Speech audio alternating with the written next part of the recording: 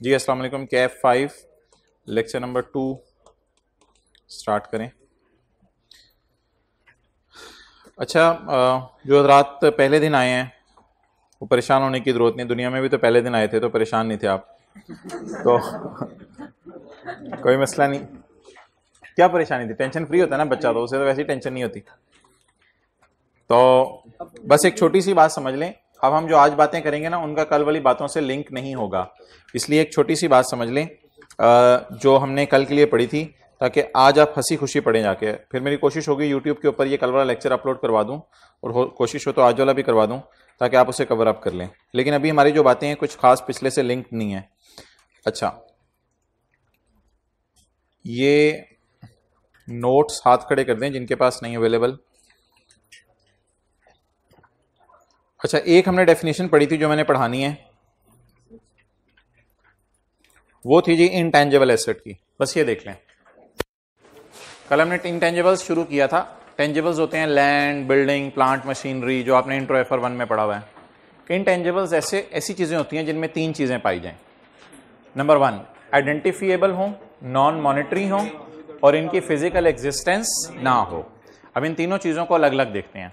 मिसाल के तौर पे कंप्यूटर का सॉफ्टवेयर है, कंप्यूटर का सॉफ्टवेयर है। जो कंप्यूटर के अंदर सॉफ्टवेयर है वो आइडेंटिफिएबल है, यानी शनाख्त हो सकती है। हार्डवेयर है, सॉफ्टवेयर है। कई दफा सॉफ्टवेयर नहीं इंस्टॉल हुआ होता तो आप कहते हैं सॉफ्टवेयर उड़ गया है, तो कुछ है तो उड़ा है ना, कुछ है तो उड़ा है ना, कुछ ना होता तो उड़ता कैसे?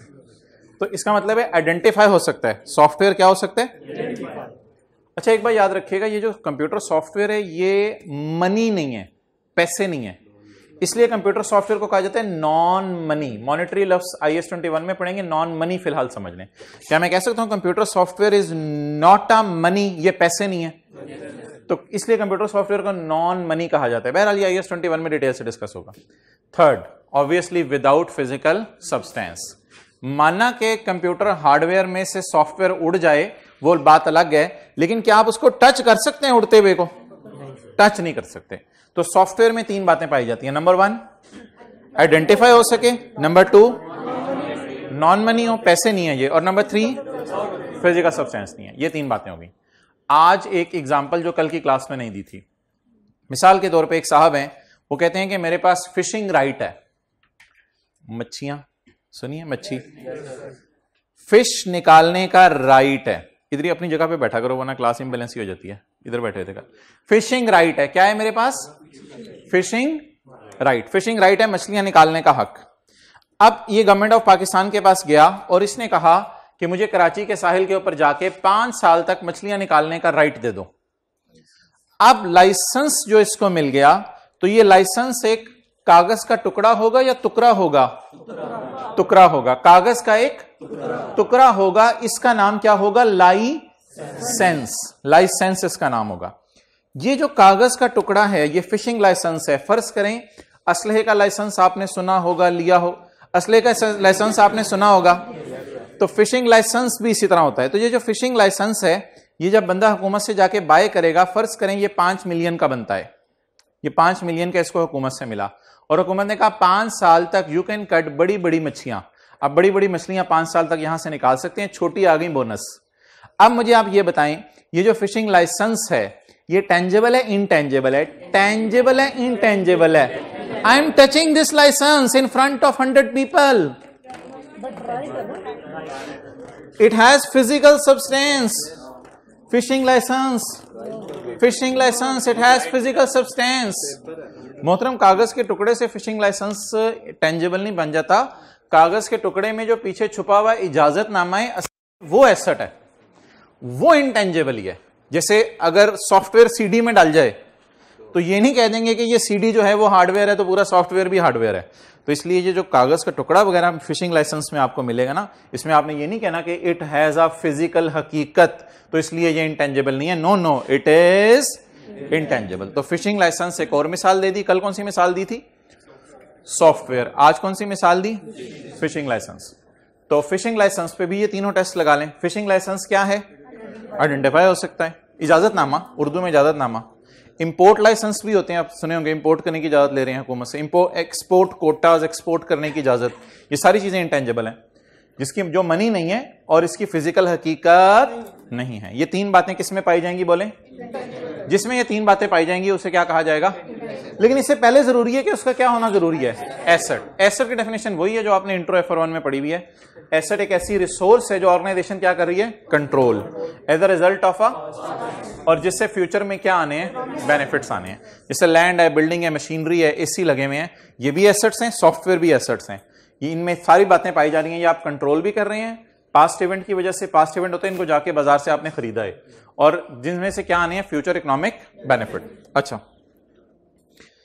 अब हम थोड़ी सी रिवीजन करने लगे हैं डिस्काउंटिंग की। कल डिस्काउंटिंग हमने की थी, उसकी थोड़ी रिवीजन करने लगे हैं। तो उसमें मैंने आपको दो फॉर्मूलेज बताए थे, तो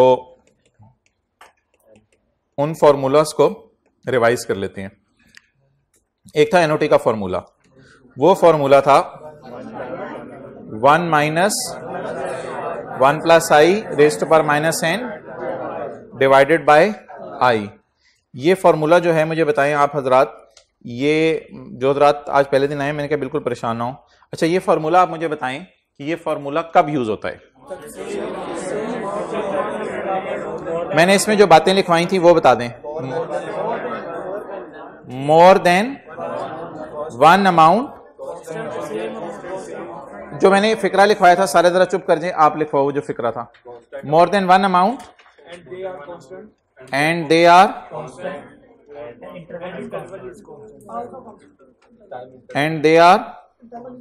constant and time interval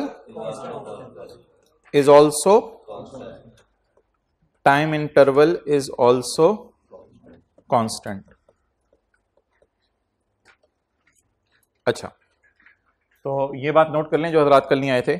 more than one amount, एक से ज्यादा अमाउंट्स हों, एंड दे आर कांस्टेंट, और वो बराबर हों, and time interval is also constant. Done. अच्छा, अब मैं ज्यादा टाइम नहीं दूंगा इसके नोट करने का, क्योंकि ये बात कल बता दी थी। इसकी रिवीजन कर लेते हैं।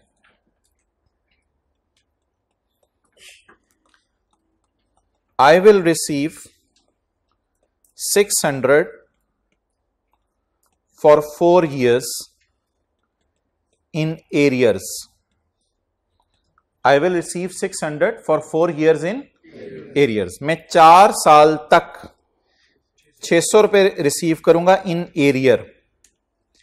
1 साल, 2 साल, 3 साल, 4 साल। 1 2 3 4 साल। इधर मुझे कितने पैसे आएंगे? 600। इधर 600, इधर 600, इधर 600। क्लियर? इनको मैंने क्या करना है? डिस्काउंट। इनको मैंने क्या करना है? डिस्काउंट। डिस्काउंट करने के लिए क्या करेंगे हम? ये फॉर्मूला तब यूज करेंगे जब इस डेटे में 3 बातें पाई जा रही हो। इस डेटे में 3 बातें पाई जा रही हो। नंबर 1 अमाउंट है, हाँ, एक से ज्यादा अमाउंट्स हैं। मिसाल मैंने अपना कोई एसेट किराए पे दिया हुआ है, तो 600 रुपया मुझे किराया आना है बस। अच्छा, मोर देन 1 अमाउंट है एंड दे आर कांस्टेंट। 600 600 600 600, बड़ा छोटा तो नहीं है, सब बराबर है। And time interval is also constant.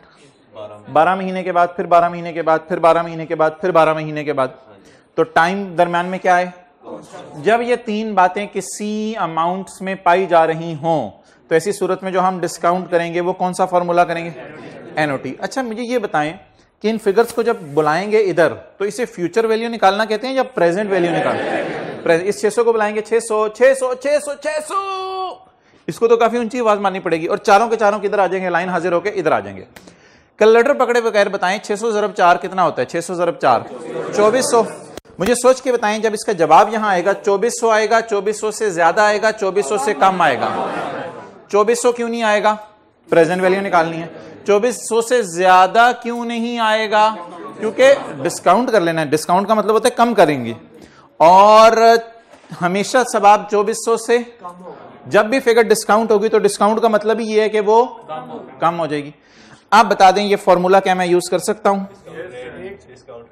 अब अगर मैं रेट लेता हूं 10%, तो फिर अब मैं प्रेजेंट वैल्यू कैसे निकालूं? यहां से मेरा आंसर शुरू हो गया है। मैं प्रेजेंट वैल्यू कैसे निकालूं? 600 को लिखूं। अब 600 को 4 दफा लिखने की जरूरत नहीं, क्योंकि इस फॉर्मूले में ये जो फैक्टर है ना n, ये इस बात को इंश्योर करेगा कि ये 604 दफा आ गया है। अब आप मुझे बता दें 600 आपको कितनी दफा नजर आ रहा है? 1 2 3 4, इसलिए n को आप क्या ले लेंगे? 4। तो जब n को आप 4 ले लेंगे तो 600 जो 4 दफा आ रहा है इस फैक्टर को वो इनकॉर्पोरेट कर लेगा। और देखिएगा जवाब 2400 से कम आएगा, हो सकते 2000 आए, हो सकते 1800 आए, हो सकते 1900 आए, हो सकते 2100 आए। तो 600 इंटू 1 माइनस 1 प्लस आई, 1 प्लस आई का मतलब होता है 1 प्लस 10%, 1 प्लस, और 1 प्लस 10% को हम लिखेंगे 1.1 raise to power minus 4, 1 minus 1.1 raise to power divided by 0.1। जी आप बता दें जवाब क्या आ गया? 1902, 1902। इसको नोट कर लें।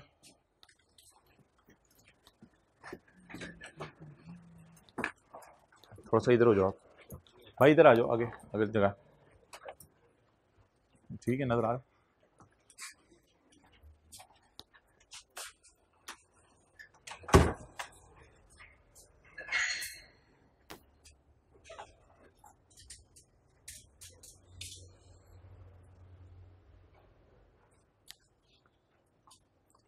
ये भी चलाए।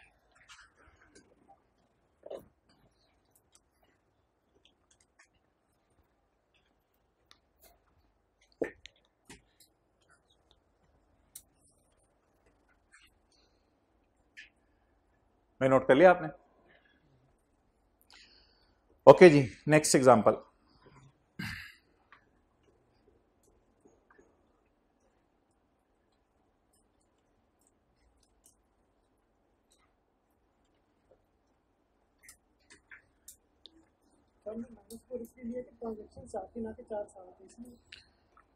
ये जो 4 है ना, ये नंबर ऑफ 600 रिप्रेजेंट कर रहा है। इसको आपने 4 साल नहीं लेना, ठीक है? तो n लिख लें, number of amounts, number of amounts. तो ये नंबर ऑफ वो गिना है, इसको 4 साल नहीं लेना, क्योंकि हमारे सेमी एनुअल और इस किस्म के सवाल आएंगे तो उनमें फिर आपको इशू आ सकता है। तो आपने काउंट करना है 600 कितनी दफा, 1 2 3 4, ये 4 यहां लिख देना। ओके, ये तो एनओटी का था। अब अगला कौन सा फॉर्मूला? मैथमेटिक्स में शायद आपने किसी और तरीके से फॉर्मूला पढ़ा हो, लेकिन बस अब हम यही यूज किया करेंगे, इसी से फेमिलियर हो जाए। अब सिंपल डिस्काउंटिंग क्या है? सिंपल डिस्काउंटिंग, उसका फॉर्मूला है 1 plus i raise to power minus n, ये फॉर्मूला है। अच्छा, आई विल रिसीव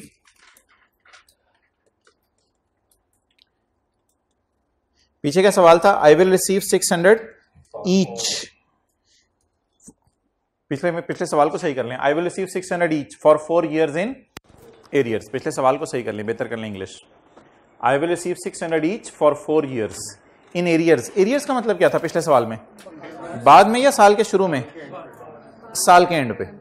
तो आई विल रिसीव, प्लीज पिछले सवाल को सही करें। आई will receive ₹600 each for 4 years in arrears. अब मैं कुछ और लिखने लगा हूं। I will receive 600 at end of 3rd year. I will receive 600 at end of 3rd year. मैं रिसीव करूंगा 600 at end of 3rd year. ये कैसे बनेगा? इधर कुछ आएगा, इधर कुछ आएगा, पहले साल के एंड पे, दूसरे साल के एंड पे कुछ आएगा, तीसरे साल के एंड पे कुछ आएगा। कितना? 600। तो फिर इसकी मुझे जरूरत नहीं है। अब मैंने सिर्फ इसी को आवाज मारनी है, बशीर, बस इसी को आवाज मारनी है। तो ये छोटा वाला फॉर्मूला लगाएं, बड़ा वाला फॉर्मूला। अब ये n नंबर ऑफ पेमेंट्स नहीं होगा, अब ये n होगा नंबर ऑफ ईयर्स। ये n होगा नंबर ऑफ, बोला करें, नंबर ऑफ ईयर्स। अब ये नंबर ऑफ ईयर्स होंगे। मैं खड़ा किधर हूं? क्लास में नहीं, मैं ईयर 1 के स्टार्ट पे खड़ा हूं। मैं ईयर 1 के स्टार्ट और ईयर 3 के एंड में बताएं कितने साल बन रहे हैं? 1 2 3। इसको कितने साल पीछे बुलाने? 3 साल पीछे बुलाने। बुलाएं जी, हिम्मत करें। इसकी क्या निकालनी है? जान निकालनी है? नहीं, प्रेजेंट वैल्यू निकालनी है। ये 600 आएगी, 700 आएगी, या 600 से कम आएगी? 600 से, ये 2400 के करीब नहीं आएगी, क्योंकि ये 604 दफा नहीं है। ये 600 कितनी दफा है? एक दफा है जी, बताएं। 600 into 1.1 raise to power minus 3 451। कहीं दीवानगी में पेपर में डिस्काउंट करते हुए 600 का जवाब 800, 900, 1000, 1200 ना निकाल आइएगा, फिर ना सिर्फ वो परेशान होगा, बाद में आप भी परेशान होंगे और कंपनी जिम्मेदार नहीं होगी। ठीक है जी, ये क्या आ गई? Present value. ये सिंगल अमाउंट की आई है या एक से ज्यादा अमाउंट्स की आई है? सिंगल। इधर एन क्या है? नंबर ऑफ पीरियड्स या नंबर ऑफ ईयर्स इसे ना कहो, असल में जो है ना कभी 6 महीने के सवाल आने हैं, बड़े हो जाएंगे तो आपको क्वार्टरली सवाल आने हैं, तो नंबर ऑफ ईयर्स ना कहो, नंबर ऑफ पीरियड्स। कितने पीरियड्स हैं? 1, 2, 3 या 3 साल भी आप कह सकते हैं। डन। तो ये थी जो डिस्काउंटिंग कल हमने सीखी थी, उसकी थोड़ी सी रिवीजन। ओके, आज जी हम एक क्वेश्चन करने लगे हैं जिसका कल वाले पढ़े से कोई ताल्लुक नहीं है। कल वाला मैंने आपको क्या लेक्चर यूट्यूब पे मैं कोशिश करूंगा शाम तक अपलोड हो जाए, उसको आप ले लें। वो इंपेयरमेंट लॉस की रिवीजन थी। आज जो हम कॉन्सेप्ट पढ़ने लगे हैं वो बिल्कुल फ्रेश माइंड से आपने पढ़ना है। वो है जी इनटेंजिबल एसेट्स के बारे में कि इनटेंजिबल एसेट्स नोट से मैं रेफर करा दूंगा जब करवाना हुआ। इंटरनली जनरेट होते हैं, इंटरनली जनरेट होते हैं। इनटेंजिबल एसेट्स इंटरनली क्या होते हैं? जनरेट होते हैं। इंटरनली जनरेट होने में ना असल में चीज सस्ती पड़ जाती है। वही बर्गर आप बाहर से खरीदें आपको 600 रुपए का मिल जाएगा, और वही बर्गर आप घर में बनाए आप 300, 350 का बना लें। एक है बना बनाया खाना ऑर्डर करना, वो महंगा पड़ेगा। एक है घर में इंटरनली बनाना, वो सस्ता पड़ेगा। तो क्या ऑर्गेनाइजेशन इनटेंजिबल्स खुद बना सकती हैं? क्या ऑर्गेनाइजेशन सॉफ्टवेयर बना सकती हैं? इस काबिल हैं ऑर्गेनाइजेशंस के आईटी एक्सपर्ट्स को नौकरी देके खुद बनवा लें? क्या ऑर्गेनाइजेशन जो है वो कोई और इंटेंजिबल, मिसाल के तौर पे बोतल बनाने का फॉर्मूला डिजाइन है, क्या वो ऑर्गेनाइजेशन खुद बना सकती हैं? खुद बना सकती हैं ऑर्गेनाइजेशन। तो क्या ऑर्गेनाइजेशंस इनटेंजिबल्स को इंटरनली जनरेट कर सकती हैं? तो आज हमारी डिस्कशन होने लगी है इंटरनली जनरेटेड इंटेंजिबल्स की तरफ। अच्छा, अब मुझे ये बताएं एक ऑर्गेनाइजेशन में कौन कौन से दफ्तर या कौन कौन सी बिल्डिंग्स होती हैं? एक तो मोहतरम होगा जी फैक्ट्री,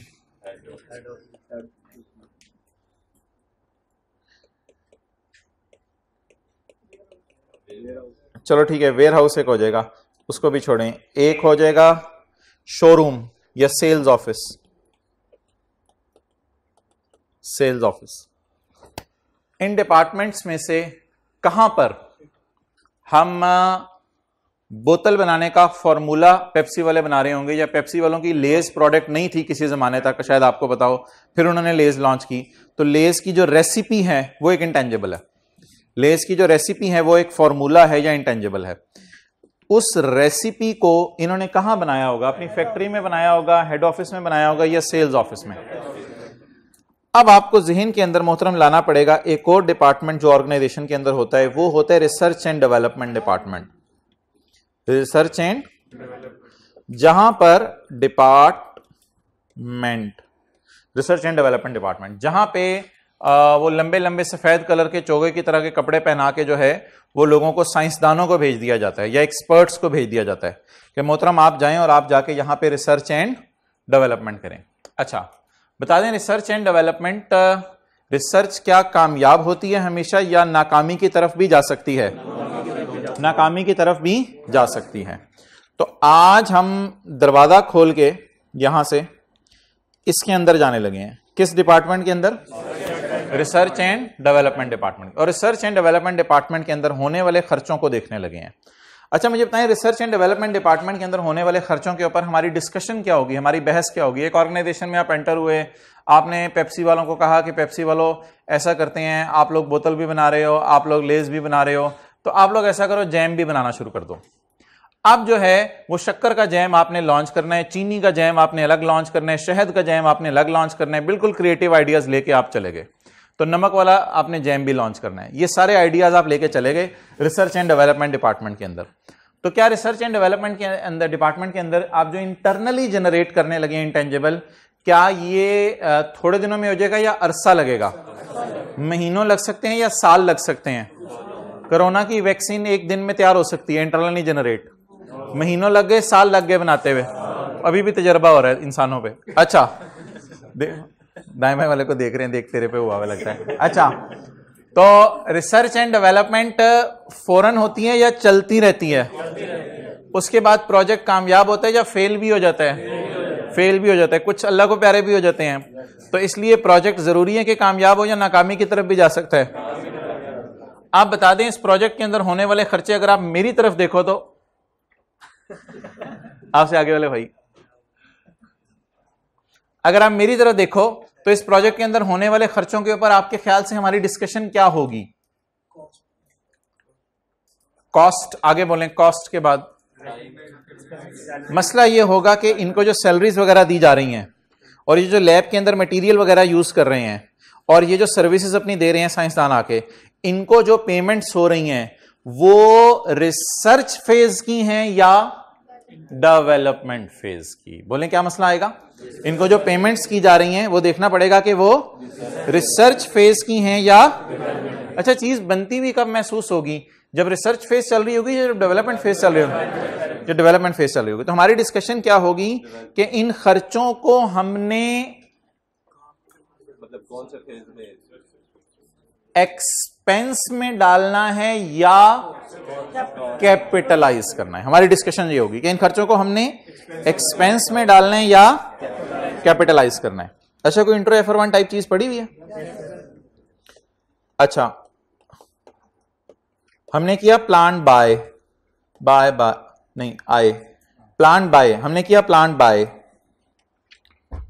इसमें जी कॉस्ट ऑफ प्लांट की कॉस्ट, मैं कहता हूं जी प्लांट की कॉस्ट है 100 मिलियन। इसकी इंस्टॉलेशन मिसाल के तौर पे है जी 30 मिलियन, ज्यादा हो गई है, कम कर लें 5 मिलियन। ये प्लांट की क्या होगी? Installation. Damage cost to plant install करते हुए, damage cost to our building. हमारी बिल्डिंग में कोई चीज टूट गई या हमारी बिल्डिंग के अंदर कोई कंप्यूटर पड़े हुए थे वो टूट गए, डैमेज कॉस्ट टू, क्या कोई मिसाल भी लिखते हैं इधर, damage cost to our assets, over other assets, मिसाल लिख लेते हैं ओवर कंप्यूटर, जिसकी कोई यहाँ के प्लांट से तुक्की नहीं है। यानी प्लांट को ला रहे थे अंदर और प्लांट को अंदर लाते लाते लाते जो है वो रास्ते में कंप्यूटर पड़े, ओ ला ला लो उतारो उतारो उतारो, ओ भाई कंप्यूटर नीचे आ गया, कंप्यूटर नीचे आके टूट गया।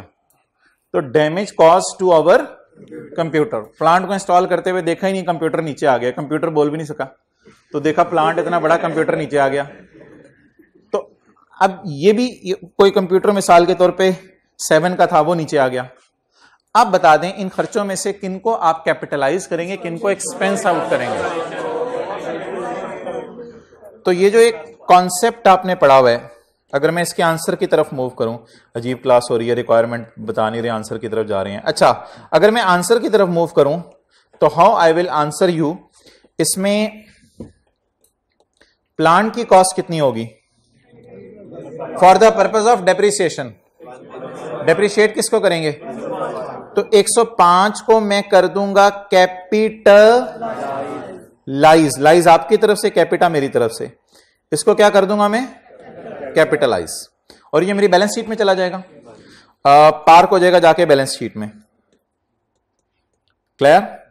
और मैं एक्सपेंस में किसको डालूंगा? एक्सपेंस आउट कर दूंगा 7 को, और ये कहां जाएगी? अभी ये बात अलग है कि ये 105 बैलेंस शीट में जाएगा, फिर प्लांट की लाइफ देखी जाएगी, डेप्रिशिएट होगा, अभी उसकी तरह मैं डिस्कशन नहीं कर रहा। I am talking about initial recognition. Initial recognition का मतलब है जिस दिन खरीदा है प्लांट, तो जिस दिन खरीदा है उस दिन क्या एंट्रीज होंगी?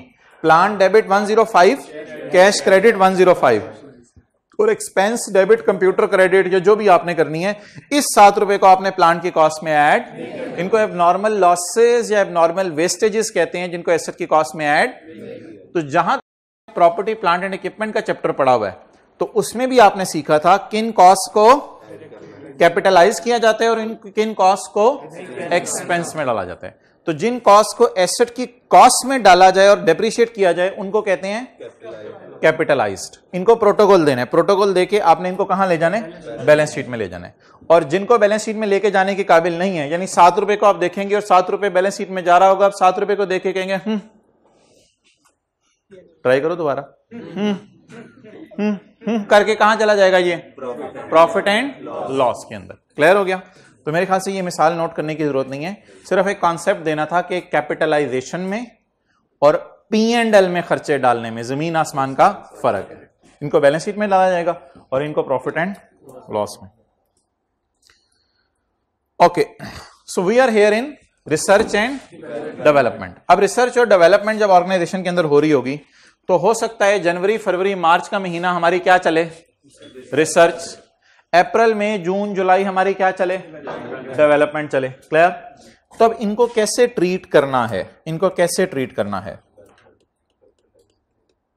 रिसर्च और डेवलपमेंट। अभी आपको इसको कहीं से देखने की जरूरत नहीं है, तो जब जरूरत पड़ेगी मैं आपको खुद बता दूंगा। रिसर्च, ये आपने बस लिख लीजिएगा, याद करने की जरूरत नहीं है घर जाके, ये जो बात कर रहा हूं। Research is a planned investigation, ये इन्वेस्टिगेशन टाइप चीज है कोई। Research is a planned investigation, यानी भी रिसर्च हो रही है सिर्फ। और डेवलपमेंट की डेफिनेशन है application of research finding. Application होता है ना, अप्लाई करना, रिसर्च को अप्लाई करेंगे अब आप, एप्लीकेशन ऑफ रिसर्च फाइंडिंग। ये एक छोटा सा फर्क है। वैसे तो हमें इस फर्क के पीछे जाने की जरूरत नहीं है, ये साइंसदान ही बता सकते हैं कि ये कौन सी फेज है, रिसर्च है या डेवलपमेंट है। ICAP पेपर में बड़ा क्लियरली बता देता है। तो रिसर्च फेज क्या होती है, शायद तुक्के मारना, आप इसे रिसर्च फेज कह सकते हैं। और जब रिसर्च फेज खत्म हो जाए तो फिर उसके बाद कौन सी फेज शुरू होती है, डेवलपमेंट। तो research is a planned investigation, ये एक इन्वेस्टिगेशन है, चीजें देखी जा रही हैं, तजर्बे किए जा रहे हैं, मुख्तलिफ किस्म के नमक, मुख्तलिफ किस्म की काली मिर्चें डाल के जैम के अंदर तजर्बे किए जा रहे हैं, शक्कर डाली जा रही है, हैवी वाली सादा वाली शक्कर डाली जा रही है और ब्राउन वाली डाली जा रही है, डाल के तजर्बे हो रहे हैं। लेकिन जब उसमें से एक चीज तय हो गई तो उसको अप्लाई करना, that is called as application of research, उसे क्या कहते हैं, डेवलपमेंट। अब आपके दिल में आ रहा होगा कि एक को एक्सपेंस में डाल दें क्योंकि रिसर्च तो तुक्के टाइप चीज है, और डेवलपमेंट को क्या कर दें, कैपिटलाइज कर दें। नहीं मोहतरम, ऐसा नहीं है। रिसर्च को, मोहतरम मैं आपकी बात से एग्री करता हूं, रिसर्च के बारे में और कोई दूसरी राय नहीं है। रिसर्च को हम हमेशा किस में डालेंगे, एक्सपेंस में। भाई तू नाराज हो गया यार, चला जाए इधर से।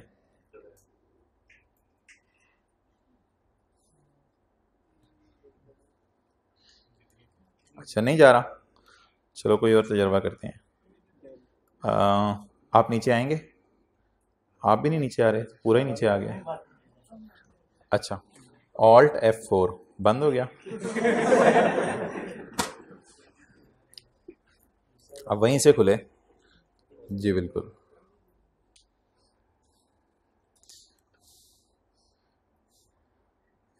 मुनासिब है आप ही चले जाएं। चलें, शुक्र है, लातों के भूत बातों से नहीं। जी भाईजान, इसके बारे में आप क्या फरमा रहे थे, रिसर्च फेज को किस में डाल दें हम, एक्सपेंस में डाल दें। जिसमें प्लानिंग चल रही है, प्लानिंग को रिसर्च कहते हैं, इसको एक्सपेंस में डाल दें। इसमें भाईजान दो ऑप्शंस हैं,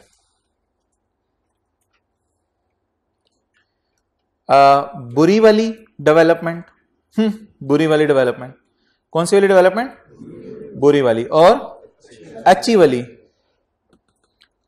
डेवलपमेंट। इसको कहां डालें, जल्दी जल्दी बता दें। अभी मैंने आपको फर्क नहीं बताया बुरी और अच्छी वाली डेवलपमेंट में, लेकिन आप फिर भी अपनी अंडरस्टैंडिंग की बुनियाद पे बता दें। डेवलप तो चीज हो रही है, लेकिन अभी बुरी डेवलपमेंट है, डेवलपमेंट भी ऐसे ही अजीब सी चीज चल रही है कोई। इसको कहां डाल दें, एक्सपेंस में, P&L में डालें इसको, बिल्कुल। और इसको कहां डाल दें, कैपिटलाइज कर दें। नोट कर लें जी।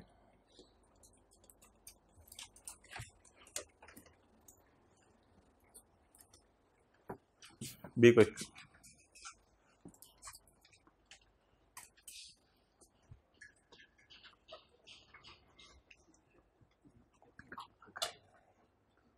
काम ना करे, चलो देख लो, करने दो हल्का हल्का, ज्यादा नहीं होगा।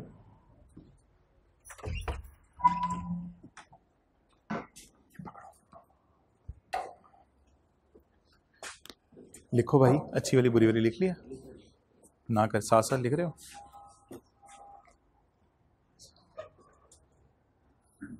समझ आ रही?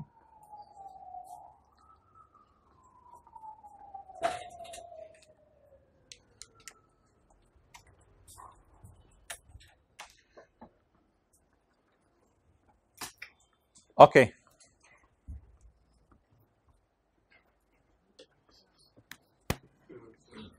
अच्छा जी। रिसर्च में कोई अच्छी बुरी बात नहीं, रिसर्च हमेशा एक्सपेंस में जाएगी। आवाज आ रही है, देखो जाके, उससे कोई फर्क नहीं। अब आ रही है आवाज? ओके, रिसर्च हमेशा एक्सपेंस में जाएगी, रिसर्च में अच्छा बुरा कुछ नहीं।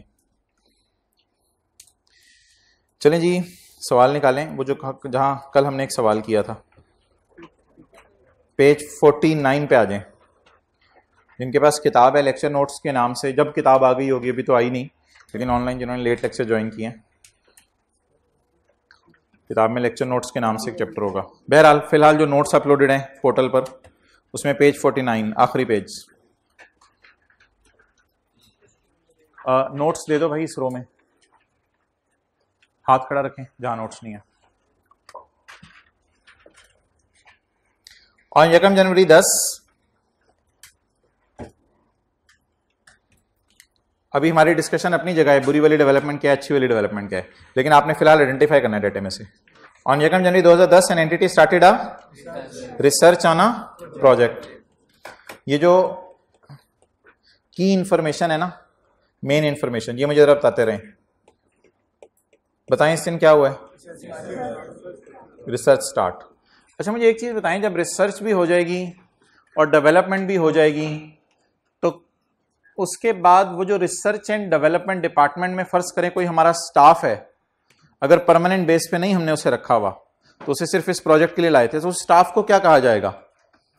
अब आप छुट्टी करो, रिसर्च एंड डेवलपमेंट डिपार्टमेंट से साइंसदानों को, जो भी बंदे बैठे होंगे उनको निकाल दिया जाएगा और उनको निकाल कर रवाना कर दिया जाएगा। लेकिन रिसर्च एंड डेवलपमेंट डिपार्टमेंट से जब वो लोग जा रहे होंगे, तो जाते जाते वो क्या देखे जाएंगे? नहीं, मुर्गी तो नहीं है कि अंडे देखे जाएंगे। जाते जाते वो क्या देखे जाएंगे? फॉर्मूला देके जाएंगे, दीवारों पे लिख जाएंगे फॉर्मूला, अपनी रिपोर्ट को सफे पे लिख के देके जाएंगे कि पहले इस चीज को डालना है, इतनी क्वांटिटी, रेसिपी जिसे आप कह सकते हैं, वो सारी रेसिपी देके जाएंगे और वो कॉन्फिडेंशियल रखी जाएगी, लॉकर मंगवा के उसके अंदर छुपा के रखी जाएगी। ये जो रेसिपी होगी चीज बनाने की, जैम बनाने की, ठीक है, salted jam, salted caramel jam, ये जो रेसिपी होगी, ये रेसिपी जो है वो कहां दी जाएगी? नहीं, हेड ऑफिस में क्या करना है? हेड ऑफिस के अंदर डायरेक्टर्स बैठेंगे, डायरेक्टर्स जो है वो एंजॉय करेंगे, तो ये चीजें कहां दे दी जाएंगी? फैक्ट्री में। और फैक्ट्री के अंदर फिर उस जैम की क्या शुरू हो जाएगी? प्रोडक्शन शुरू हो जाएगी। तो ये जब रिसर्च मुकम्मल कर लेते हैं, डेवलपमेंट शुरू करते हैं, फिर डेवलपमेंट मुकम्मल कर लेते हैं, डेवलपमेंट मुकम्मल करने के बाद जो फाइनल चीज बनती है वो किसको हैंड ओवर किया करेंगे? फैक्ट्री को हैंड ओवर किया करेंगे। सादा सादा सी बातें हैं। और फैक्ट्री को हैंड ओवर करेंगे, फैक्ट्री में वहां क्या हो जाएगी? Commercial production. तो प्रोडक्शन लॉन्च्ड अगर लफ्ज आ गया पेपर में, तो इसका क्या मतलब होगा? रिसर्च भी मुकम्मल हो चुकी है, डेवलपमेंट भी मुकम्मल हो चुकी है, बल्कि अब प्रोडक्शन शुरू हो चुकी है। प्रोडक्ट इज लॉन्च्ड का मतलब क्या होगा? Product is launched. अच्छा, मुख्तलिफ फेजेस हैं। 1 तारीख होगी रिसर्च शुरू होने की, फर्ज करें वो है 1 जनवरी, जनवरी फरवरी रिसर्च चली, तो 28 फरवरी की तारीख का क्या नाम रखेंगे? रिसर्च एंड हो गई। अब ये अल्फाज जरा क्रिटिकल हैं, सुनते रहें। 1 जनवरी को रिसर्च शुरू हुई, 28 फरवरी को रिसर्च एंड हो गई, तो इसके 2 नाम हो सकते हैं 28 फरवरी को, या रिसर्च एंड हुई या डेवलपमेंट शुरू हो गई। फर्ज करें बुरी वाली डेवलपमेंट है ही नहीं, डेवलपमेंट सारी अच्छी वाली है, तो फिर 1 फरवरी को अच्छी वाली डेवलपमेंट शुरू हो गई, फरवरी मार्च अप्रैल अच्छी वाली डेवलपमेंट चलती रही, जब डेवलपमेंट चलती रही फरवरी मार्च अप्रैल, तो अप्रैल के एंड पे जाकर डेवलपमेंट खत्म हो गई। तो जब अप्रैल के एंड पे जाकर डेवलपमेंट खत्म हो गई तो व्हाट डज इट मीन, अब प्रोडक्शन किसने शुरू कर दी होगी? फैक्ट्री ने प्रोडक्शन शुरू कर दी होगी।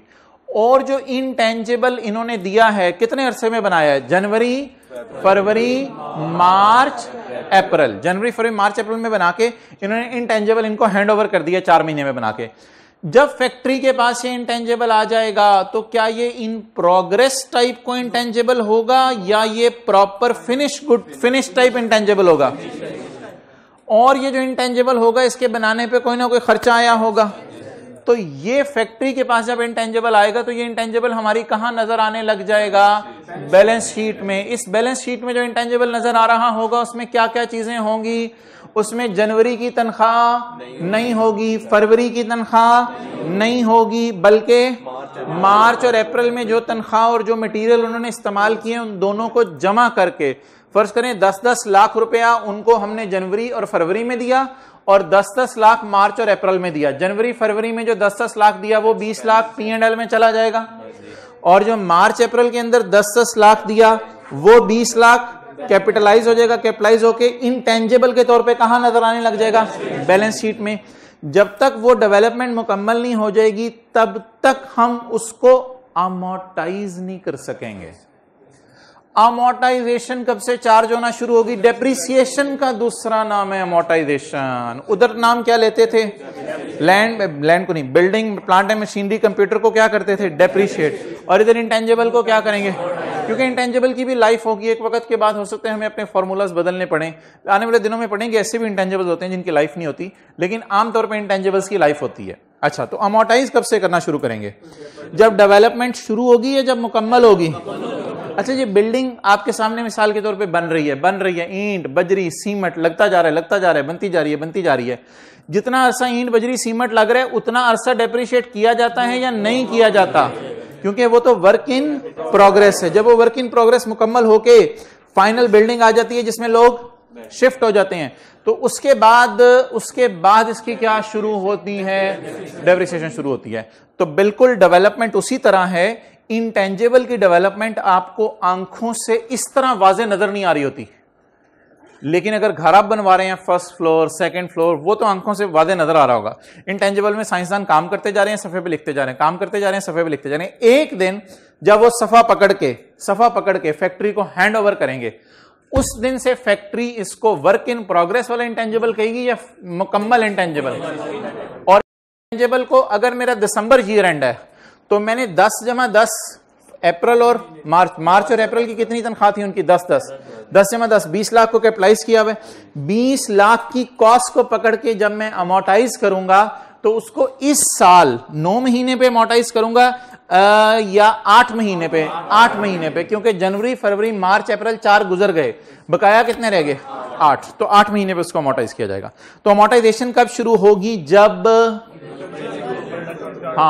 6-7 लोगों ने सही बोला, जब डेवलपमेंट खत्म हो जाएगी। जब डेवलपमेंट, अब की डेट्स बताएं क्या है? नंबर 1 रिसर्च स्टार्ट होना, नंबर 2 रिसर्च खत्म होना या डेवलपमेंट शुरू होना, एक ही बात है।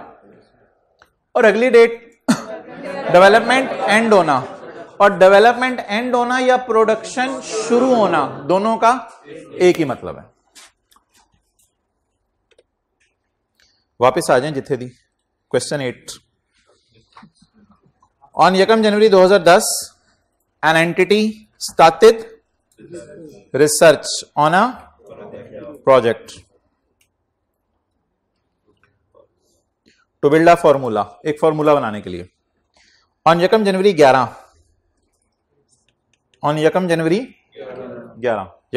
को व्हाट हैपेंड? Development started. इसका मतलब है रिसर्च मुक गई ना, रिसर्च एंड हो गई। कितना महीना रिसर्च की? जनवरी, पूरा साल ही हो गया। तो on 1 January 10 an entity started a research on a project. On 1 January 11 development phase started, but 6 criteria for recording intangible were only met on 30 September 11। यह अब आपके लिए नई लाइन है, बिल्कुल नई लाइन है।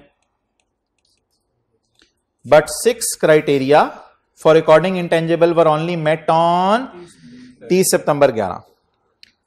अच्छा ये कोई डेट है, अजीब सी डेट है, इसको लिख लेते हैं। क्या क्या डेट है बोलें? 30 सितंबर 11। अजीब सा लफ्ज उसने लिखा हुआ है, वो लफ्ज बताएं। क्राइटेरिया या 6 criteria, 6 criteria of recording intangible met. Met का क्या मतलब है? पूरे हो गए। इसका मतलब है शायद ये कोई क्राइटेरियाज है जो अभी हम स्टैंडर्ड में देखेंगे, ये पहले मीट नहीं हो रहे थे और आज के बाद मीट होना शुरू हो गए हैं।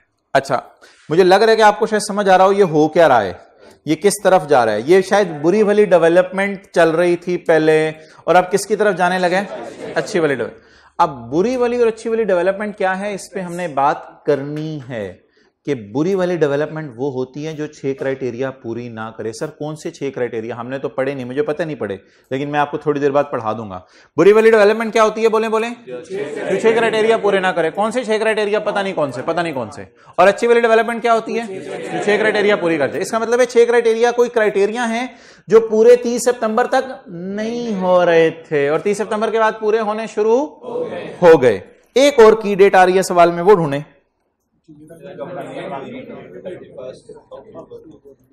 डेवलपमेंट कंप्लीट होने का एक और मतलब क्या है? डेवलपमेंट कंप्लीट, प्रोडक्शन स्टार्ट हो गई, तो डेवलपमेंट कंप्लीट होने का एक और मतलब हो सकता है प्रोडक्शन स्टार्ट। ये किस दिन हुआ है?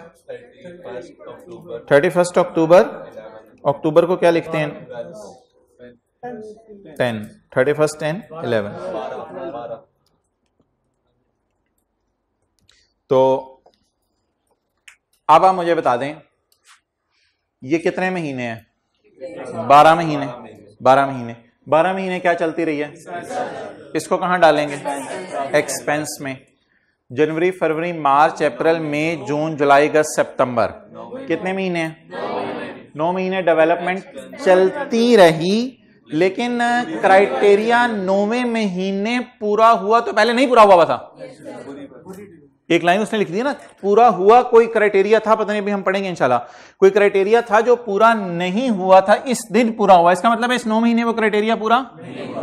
तो ये जो 9 महीने होंगे ये किस में चले जाएंगे? बुरी वाली डेवलपमेंट में चले जाएंगे। और 30 सितंबर 11 से 30 सितंबर 12, 12 महीने और एक महीना और डालें 13 महीने। ये कौन सी वाली डेवलपमेंट चली? किस दिन डेवलपमेंट चलना बंद होगी और साइंसदानों को तनख्वाह देनी बंद कर दी? 31/10 को। इसका मतलब है हमारे साल में पीछे कितने महीने बच गए? 2012 के साल में 2 महीने, 11वां महीना और 12वां महीना। इन 2 महीनों में क्या वो जो इंटेंजिबल हमने कई सालों की मेहनत से बनाया है, क्या वो इंटेंजिबल इन 2 महीनों में फैक्ट्री में उसकी प्रोडक्शन हो रही है या नहीं हो रही? हो रही है फैक्ट्री के अंदर प्रोडक्शन। तो वो जो फैक्ट्री के अंदर प्रोडक्शन होगी उसको हम क्या करेंगे? अमोर्टाइज करेंगे। क्लियर? अच्छा, ये की डेट्स आप नोट कर लें ऐसे कहीं रफ में, पेपर में जरूरी नहीं होगा इनको नोट करना, कहीं रफ वर्किंग में सवाल शुरू करने से पहले हाँ आप नोट कर लें, फिर आगे चलते हैं। की डेट्स।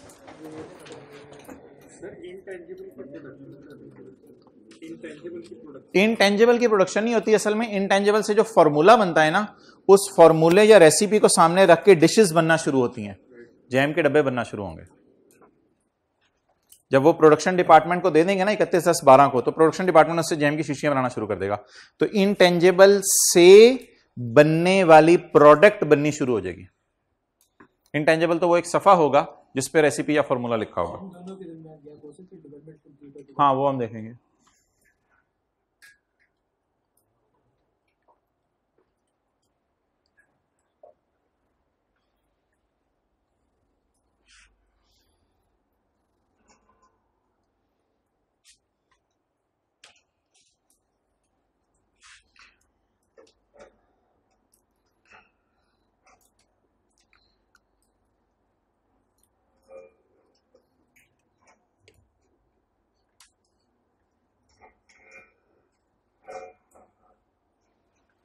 ओके, अब अपने समझने के लिए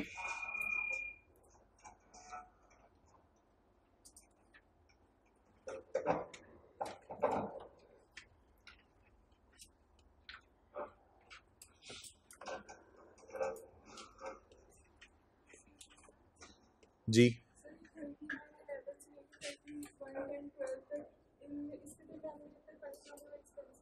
नहीं, वो मैं बताता हूं। ओके, ये जी हमारा 2010 का साल, ये 11 का साल और ये 12 का साल। क्लियर? यकम जनवरी 10 को क्या हुआ? रिसर्च स्टार्ट हुई। ये डायग्राम सिर्फ आज के सवाल में बनाई जा रही है आपके समझने के लिए, बाकी डेट्स देख के इंशाल्लाह हम आइंदा जज कर लिया करेंगे। यकम जनवरी 10 रिसर्च स्टार्ट हुई। क्लियर? यकम जनवरी 11 डेवलपमेंट स्टार्ट हुई। सही है तारीख? यकम जनवरी 11 डेवलपमेंट स्टार्ट हुई जी। 30 सितंबर 11, 30 सितंबर, सितंबर कहीं यहां पे आएगा, ऐसा ही है, सितंबर कहीं यहां पे आएगा। अच्छा, ये जो अरसा है इसको मिसाल के तौर पे मैं लेता हूं। रिसर्च है, इतना अरसा रिसर्च चलती रही यकम जनवरी 10 से यकम जनवरी 11, इसको एक्सपेंस आउट करना है। अच्छा, अब मैं पकड़ता हूं जी रेड मार्कर, रेड मार्कर पकड़ के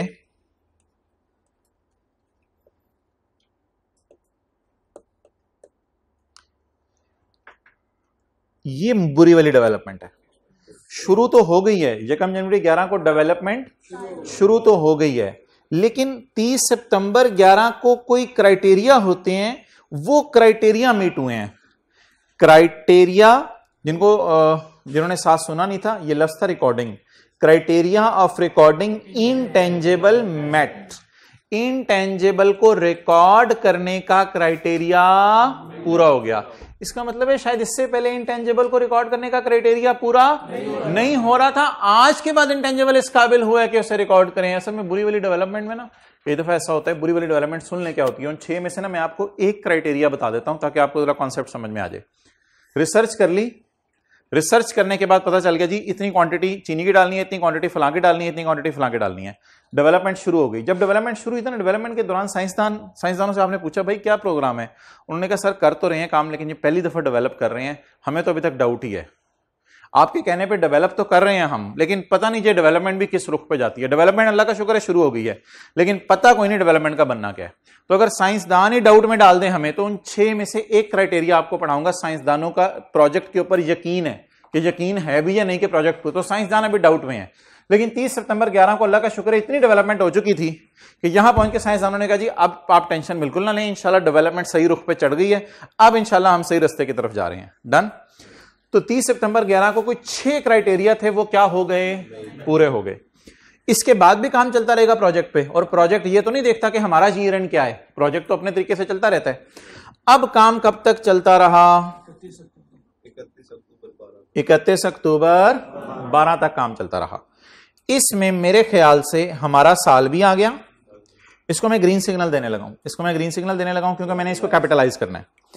तो ये 30 सितंबर 11 से ऑनवर्ड अक्टूबर नवंबर दिसंबर, और अगले साल का जनवरी फरवरी मार्च अप्रैल मई जून जुलाई अगस्त सितंबर अक्टूबर, ये जो मेरी फेज है, ये फेज किसकी चली? कैपिटलाइजेशन की। ये सारी फेज किसकी चली? कैपिटलाइजेशन की। तो रिसर्च को कहां फेंकने? एक्सपेंस में। डेवलपमेंट अगर 6 क्राइटेरिया पूरे ना करे तो उसे बुरी वाली डेवलपमेंट कहेंगे, उसे कहां फेंकने? एक्सपेंस में। जैसे बिल्डिंग घर बनने में अरसा लगता है, ऐसे R&D प्रोजेक्ट को भी मुकम्मल होने में कई साल लग जाते हैं, और इसके बाद डेवलपमेंट चलती रहेगी। जब मुकम्मल हो जाएगी, इसके बाद प्रोडक्शन, जो मैंने यूनिट बनाया था फैक्ट्री, इसके बाद इनटेंजिबल का एक सफा तैयार हो जाएगा इस दिन। क्या 31/10/12 को डेवलपमेंट मुकम्मल हो गई? क्या हमने साइंसदानों को तनख्वाहें दे के रवाना कर दिया, जाओ घरों में अपने? अब ये जो सफा बना के दे के गए हैं मेहनत करके, ये हम किस डिपार्टमेंट को दे देंगे? आप बताएं नवंबर और दिसंबर में क्या वो जैम बाजार में बिक रहे होंगे? जी बिक रहे होंगे। क्लियर हो गया? अब वो जो बनने पे खर्चा आया है, इस साल के खर्चे को कहां डालेंगे? इस साल के खर्चे को थोड़ा सा एक्सपेंस में, बल्कि ज्यादा सा एक्सपेंस में और थोड़ा सा, और इस साल के खर्चे को, अगला और बड़ा इंपॉर्टेंट सवाल, ये R&D डिपार्टमेंट कितना अरसा खुला रहा? 2 साल 10 महीने। R&D डिपार्टमेंट कितना अरसा खुला रहा? 2 साल और 10 महीने। इसमें पहले साल के खर्चे को, दूसरे साल के खर्चे को और तीसरे साल के हम डिस्कस करेंगे। क्लियर? तो बताएं उनको कितने अरसे की हमने तनख्वाहें दी? 2 साल 10 महीने की। अब आप मुझे बताएं 2010 में वो पूरा साल रहे, उनको कितनी तनख्वाह दी? 50। 2011 में वो पूरा साल रहे, उनको कितनी तनख्वाह दी? इसमें कितना रिसर्च है, कितना डेवलपमेंट है, या कितनी अच्छी वाली डेवलपमेंट है, कितनी बुरी वाली डेवलपमेंट है, वो भी बाद में देखते हैं। बस 11 के कैलेंडर में समझ लें, 11 के कैलेंडर ईयर में उनकी कितनी तनख्वाहें दी? 60। 12 में वैसे 25 तो दे दिए, लेकिन इस 25 को कोई 10/12 करने की जरूरत नहीं है। मैं ये नहीं कह रहा इसको 10/12 करें, बस 25 समझ लें 10 महीने की तनख्वाह है, 10 महीने की तनख्वाह है, डन। लेकिन ये ना समझिएगा नवंबर दिसंबर की भी कोई तनख्वाह इसको दी है। ये ट्राई टू अंडरस्टैंड। ये R&D डिपार्टमेंट बंद कब कर दिया है? असल में अगर मैं ऐसे लिखूं तो शायद आपको जरा बेहतर समझ आ जाए। आप सारी चीजों को छोड़ें, रिसर्च, डेवलपमेंट, बस मुझे बताएं प्रोजेक्ट शुरू कब हुआ था? यकम जनवरी 10 को। और डेवलपमेंट मुकम्मल कब हुई? 31/10/12। तो इसका मतलब है यकम जनवरी 10 से ये खर्चे हो रहे हैं, और कब होने बंद हो गए हैं? 31/10/12 को। तो क्या मैं कह सकता हूं 50 जो है वो 12 महीने का है, और 60 भी 12 महीने का है, और 25 12 महीने का क्यों नहीं खर्चा? 10 महीने का खर्चा है, 10 महीने का खर्चा। ये 10 महीने की तनख्वाहें हैं। क्लियर? अच्छा, अब अगर मैं एक पंगा लूं, और यार उनको मना करो जाके, इसके साथ लिख दूं 50, गॉट द पॉइंट। इसके साथ लिख दूं 60, डन। इसके साथ देखिएगा जरा, देखिएगा,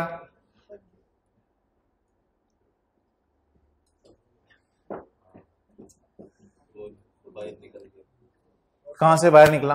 इधर आ, बंदे तू अपने लेके आ, मैं अपने बंदे लेके आऊं। तो ये जो 50 का खर्चा है, ये आप किस फेज का है? ये 50 का खर्चा किस फेज का है?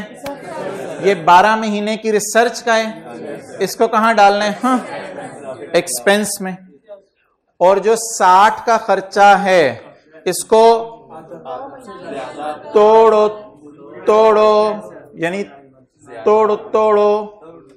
तो इस 60 को तोड़ेंगे, तोड़ के कितने हिस्से करेंगे? 2 हिस्से करेंगे। बराबर तोड़ने नहीं, 60 को डिवाइड करेंगे 12 महीने से, क्योंकि आपको पता है फैक्ट्री 12 महीने खुली रही, सॉरी R&D डिपार्टमेंट 12 महीने खुला रहा है इस साल। 60 को डिवाइड करेंगे 12 से, और मल्टीप्लाई जनवरी फरवरी मार्च अप्रैल मई जून जुलाई अगस्त सितंबर, मल्टीप्लाइड बाय 9। ये भी कहां चला जाएगा? एक्सपेंस में। और ये जो 3 महीने इनको तनख्वाहें दी, 60 × 3/12, ये भी कहां चला जाए? ये कैपिटलाइज होगा, ये कैपिटलाइज होगा। और ये जो 25 पूरा है, इस साल में देखें कोई मसला ही नहीं, तो इसको थोड़ो की जरूरत नहीं है। ठीक है, तो ये सारा खर्चा ऑलरेडी 25 का कहां जाना है? लेकिन अगर मैं रेड लाइन को खींच के, कोई टेक्नोलॉजी आ जाए अल्लाह करे आने वाले दिनों में, मैं इसको पकड़ता यहां तक लाता, रेड होती रहती। अगर मैं रेड लाइन को खींच के यहां तक ले आऊं, बिल फर्ज यहां तक ले आऊं, तो फिर ये वाला तो सीधा सीधा एक्सपेंस में, इसको तोड़ने की जरूरत नहीं। फिर ये वाला रेड और ये वाले ग्रीन को तकसीम करना पड़ेगा। लेकिन मोहतरम अब डिवाइडेड बाय 12 मल्टीप्लाइड बाय कुछ नहीं करेंगे। अब डिवाइडेड बाय 12 नहीं करेंगे, अब अकल लगाएंगे कि जनवरी फरवरी मार्च में बुरी वाली डेवलपमेंट चली 3 महीने, और अप्रैल मई जून जुलाई अगस्त सितंबर अक्टूबर में अच्छी वाली डेवलपमेंट चली। तो अब उसको फिर हम डिवाइड करेंगे 10 से। ये बड़ा क्रिटिकल और इंपॉर्टेंट पॉइंट है, इसमें इंशाल्लाह हम कल रिवीजन करेंगे, दोबारा इस कॉन्सेप्ट को रिवाइज करेंगे। लेकिन ये बात जरा समझने की कोशिश करनी है, आंखें खोल के रखना है कि R&D डिपार्टमेंट खुला कब। तो जाहिर बात है इस साल 12 महीने की तनख्वाह मिलेगी उनको, साइंसदानों को चौके पहन के जो आए हैं, और इस महीने इस साल 12 महीने की। लेकिन इस साल 12 महीने की तनख्वाह नहीं मिलेगी, क्योंकि इस साल तो इस दिन हमने उनको कहा था उठ काम हो गया। कहेंगे कुछ तमीज होती नहीं जा, तो हमने उनको रवाना कर दिया था इस दिन, तो इस दिन उनको कितने महीने की तनख्वाह दी होगी इस साल? उनको 10 महीने। जब 10 महीने की तनख्वाह दी होगी, ये तो शुक्र है कोई कुछ 10/12 9 कुछ करना नहीं पड़ा इधर। क्यों नहीं करना पड़ा? क्योंकि ये सारी ऑलरेडी अच्छी वाली डेवलपमेंट है। ठीक है जी, अब आप मुझे एंट्रीज बता दें। 50 रुपए की research expense debit, cash credit. 60 रुपए की थोड़ा सा रिसर्च एक्सपेंस नहीं, रिसर्च एक्सपेंस नहीं, development expense debit, intangible debit कर दें। इंटेंजिबल जैसे बिल्डिंग बन रही होती है ना, बिल्डिंग डेबिट करते हैं, या CWIP work in progress debit करते हैं, तो इंटेंजिबल डेबिट करते हैं या इंटेंजिबल वर्क इन प्रोग्रेस, जो आपको अच्छा लगे। वैसे इंटेंजिबल विशक करते चले, इंटेंजिबल डेबिट, और इस अरसा भी इंटेंजिबल डेबिट। क्लियर? ये आखिर में एक लाइन लिखी हुई है सवाल के, लाइफ ऑफ इंटेंजिबल इज, इसको फिर बाद में देखते हैं। लाइफ ऑफ इंटेंजिबल इज, इस इंटेंजिबल ने हमारे साथ कितना अरसा रहना है? 7 साल। चलें जी, एंट्रीज करना शुरू करें। अब देख लिया मोबाइल, बड़ा मजा आया यार।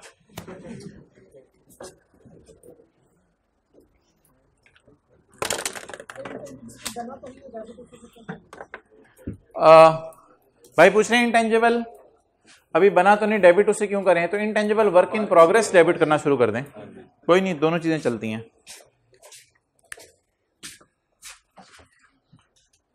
चलें जी,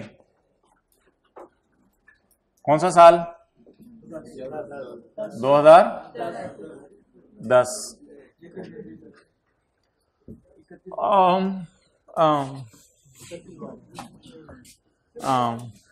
यार इस पे आप डेट सब क्या डालेंगे? प्रैक्टिकली पता क्या होता है? प्रैक्टिकली हर महीने के एंड पे तनख्वाह दी जा रही होती है। वो पागल तो नहीं ना 2 साल 10 महीने मजदूर 2 साल 10 महीने इंतजार करता रहे कि भाई तनख्वाह मिल जाएगी जब प्रोजेक्ट पूरा होगा। तो प्रैक्टिकली तो इनको कब तनख्वाह दी जाती होगी? हर महीने। इसलिए हम फिर जुगाट कहते हैं आप लोग, हम 31 दिसंबर की डेट डाल दिया करेंगे। तो 31 दिसंबर को हम एंट्री कर देते हैं research expense debit, cash credit. Practically तो हर महीने तनख्वाह दी जा रही होती है, हर महीने ये एंट्री हो रही होती है।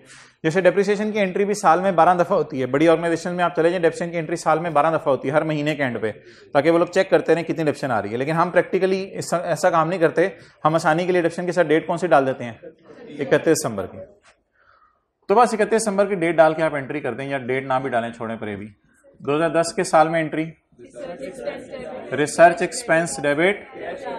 जी मोहतरम, रिसर्च को एक्सपेंस में डाला या कैपिटलाइज किया? एक्सपेंस में डाला। अब कौन सा साल जी? ये टेंटिव रखने के लिए 2011। जनवरी, फरवरी, मार्च, अप्रैल, मई, जून, जुलाई, अगस्त, सितंबर, और अक्टूबर, नवंबर, दिसंबर। सितंबर तक वाले को एक्सपेंस में डाल दें और बाकी को कैपिटलाइज कर दें।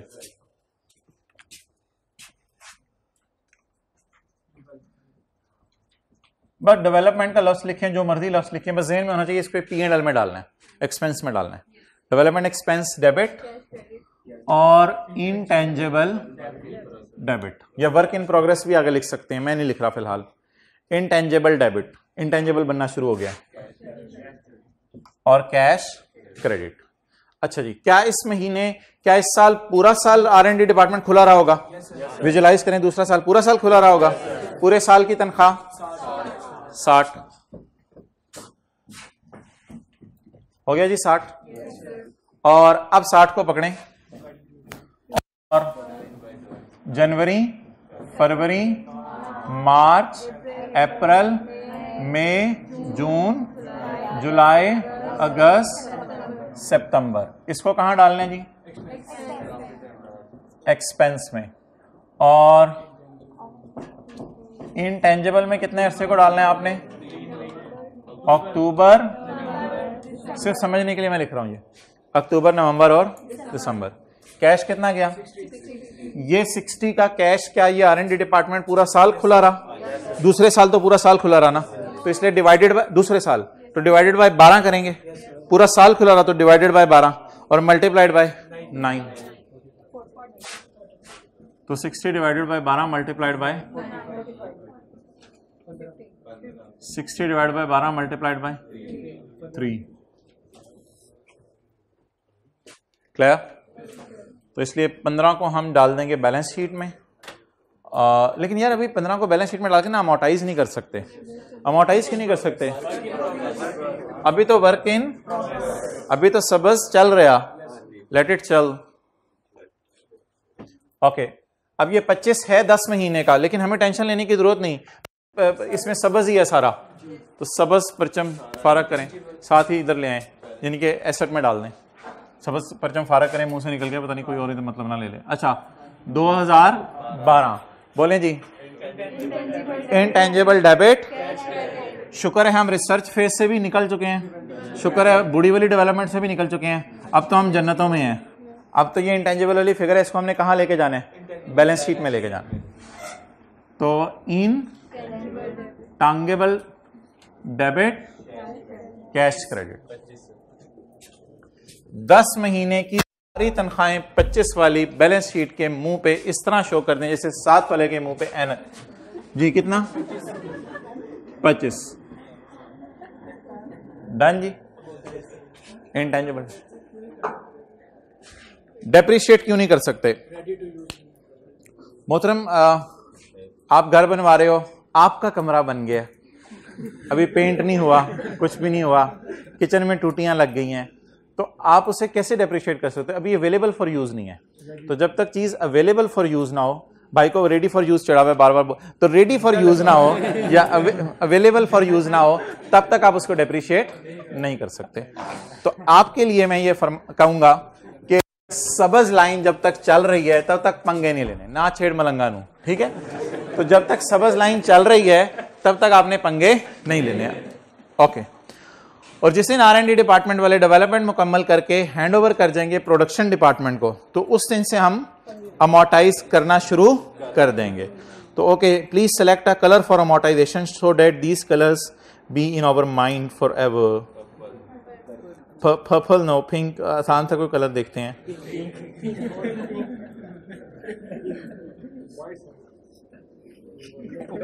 ओके, मेरी क्लास मेरी मर्जी। अच्छा जी, तो ये कौन कौन सा महीना है? और चाचे कौन कौन सा महीना है? नवंबर और दिसंबर। तो कितने महीने अमोर्टाइज करेंगे? 2 महीने। इस सारे चाचुओं को अमोर्टाइज करेंगे? सिर्फ एक अच्छा, अब आप मुझे बता दें एज ऑन इंटेंजिबल कितना है? एज ऑन कोई बता सकते? एज ऑन हाथ हिलाएं जरा। एज ऑन इंटेंजिबल कितना है? 15 जमा 25, 40। तो किसको अमोर्टाइज करेंगे? 40 को। 40 को पकड़ें। अच्छा, इस इंटेंजिबल ने हमारे साथ कितना असर है? 7 साल के बाद एक आवाज आएगी ओह, और ये इंटेंजिबल फ्लाई कर जाएगा। तो life of intangible is 7 years।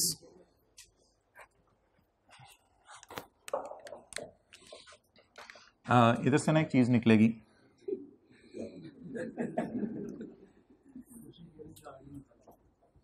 और किसी की फरमाइश? अमोर्टाइजेशन एक्सपेंस डेबिट या depreciation expense debit? Amortisation expense debit. मुंह से हाथ हटा, दान नहीं नजर आता अब सही। Amortisation expense debit, accumulated amortisation. यार ये ना होते कुछ बच्चे रमजान में ये क्लासें ले रहे हो, तो सहरी रफ्तारी में ना थोड़ा खाया करें वरना ना नींद ही आई रहती है। तो ये ना थोड़ी ध्यान रखना है आप लोगों ने भी इंशाल्लाह, और जो ऑनलाइन ले रहे हैं, बस ये नहीं कि रिकॉर्ड तोड़ देने आज। अकमुलेटेड अमोर्टाइजेशन।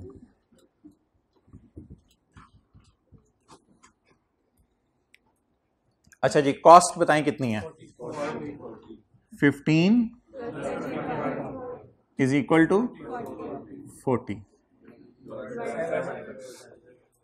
40 तो कॉस्ट है ना, ये कॉस्ट आ गई, डिवाइडेड बाय ये फैक्टर तो हमें 1 साल की डिडक्शन देगा। ये फैक्टर हमें कितने साल की डिडक्शन देगा? 1 साल की डिडक्शन देगा। हमें 1 साल की डिडक्शन चाहिए। देखें जैसे मिसाल के तौर पे मैंने गल कर लेना। अच्छा कोई मिसाल के तौर पे कंप्यूटर है, आपने 2 साल के लिए खरीदा 100 रुपए का। अब ये जो 100 रुपए का खरीदा है आपने 2 साल के लिए कंप्यूटर, ये आपने 1 नवंबर को खरीदा है 2 साल के लिए। अब अगर आप 100 रुपए के कंप्यूटर को 2 साल पे डिवाइड कर देंगे तो पहले साल की डिडक्शन 50 रुपए आ जाएगी। ये तो हाँ जी बिल्कुल, ये बात तो मुनासिब नहीं है। तो 50 को करेंगे ज़रबे 2/12, कॉस्ट डिवाइडेड बाय लाइफ। ये फैक्टर 1 साल की डिडक्शन देता है, लेकिन मुझे मंथ्स बेस पे डेप्रिसिएशन को अपोर्शन करना होता है। तो अगर कोई बंदा दुनिया के अंदर कंप्यूटर खरीदे 1 नवंबर को और कहे कि मैंने इसको 2 साल इस्तेमाल करना है, इस साल पूरे साल की डिडक्शन आएगी या 2 महीने की? 2 महीने की। ओके, अब हर गाय इधर आए, 40/7, ये फैक्टर कितने अरसे की डिडक्शन देगा? 1 साल की। हमें कितने महीनों की चाहिए? 2 महीनों की। जिस दिन डेवलपमेंट मुकम्मल हुई थी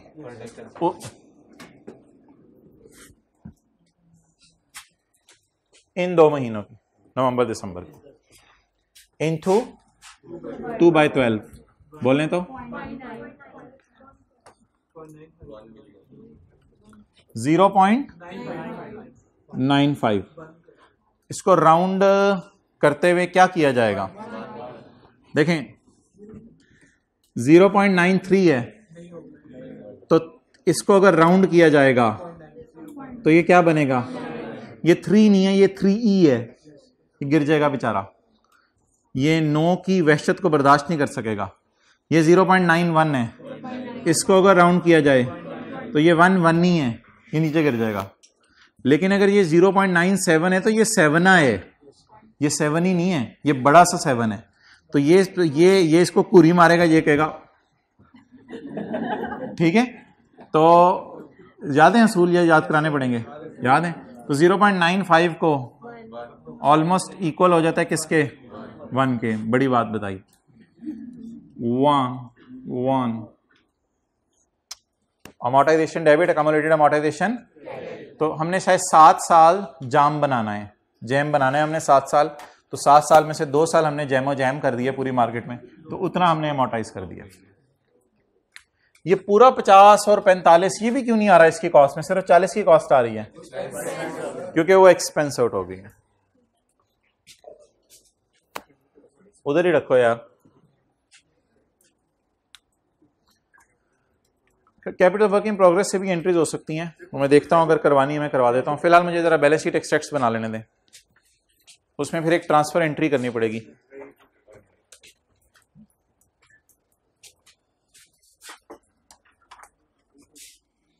डस्टर किधर है भाई? देख लो। नहीं,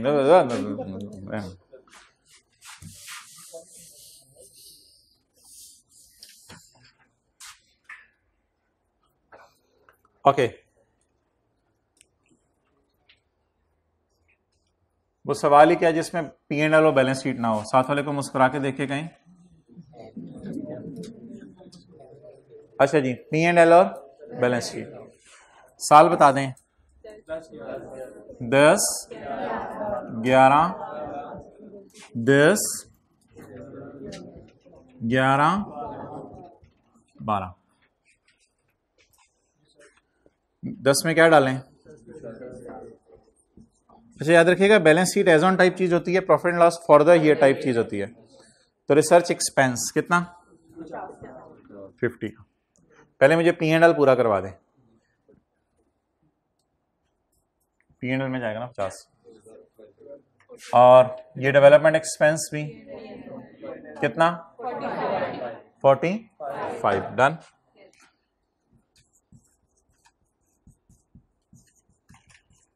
किस साल? For the year. इस साल का इस साल के P&L में ले जाएं। आगे बताएं। इधर तो अब कुछ भी नहीं है, ये तो बैलेंस शीट में जाना है। इधर बताएं अमोर्टाइजेशन, ये भी P&L में जाएगा। कितना? 1।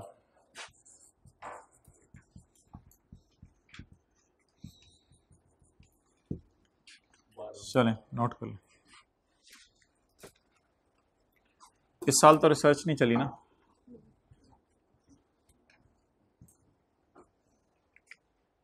और अमोटाइज सिर्फ किस साल हुआ है? 12वें साल। इधर देखें सारे, ये क्या है? साइंसदान रिसर्च कर रहे हैं, हम उन्हें तनख्वाह दे रहे हैं। ये क्या है? साइंसदान रिसर्च कर रहे हैं, डेवलपमेंट कर रहे हैं, लेकिन खुद परेशान है कि ये डेवलपमेंट डवे ही है, लोप ही है, मेंट ही है, खुद भी परेशान है, बुरी वाली डेवलपमेंट चल रही है। और ये तो जैम बनने शुरू हो गए इंटेंजिबल से, ये उनकी क्या है? अमोर्टाइजेशन।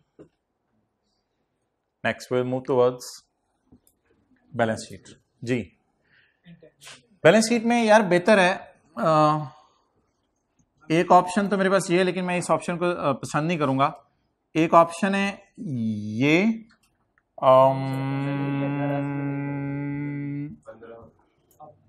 39 समझ आया? जरा समझाएं साथ वाले को।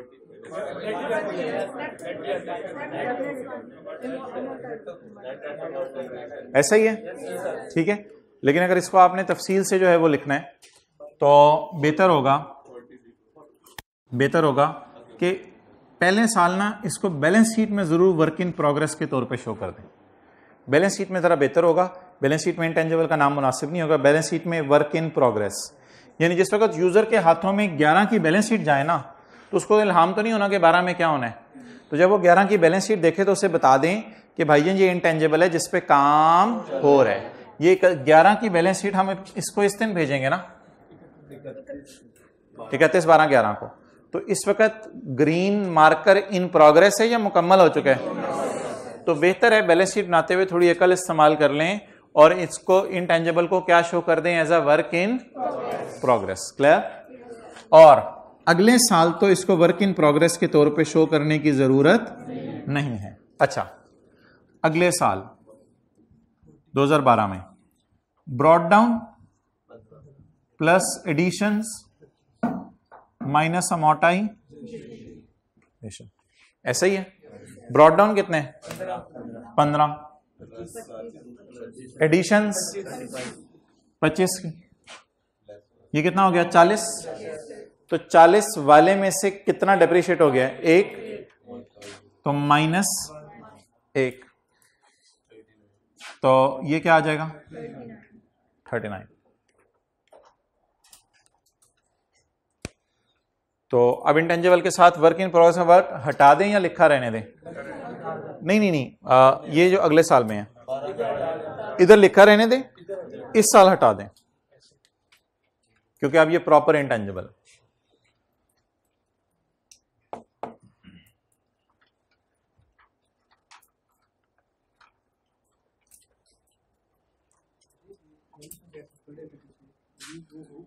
क्या चीज?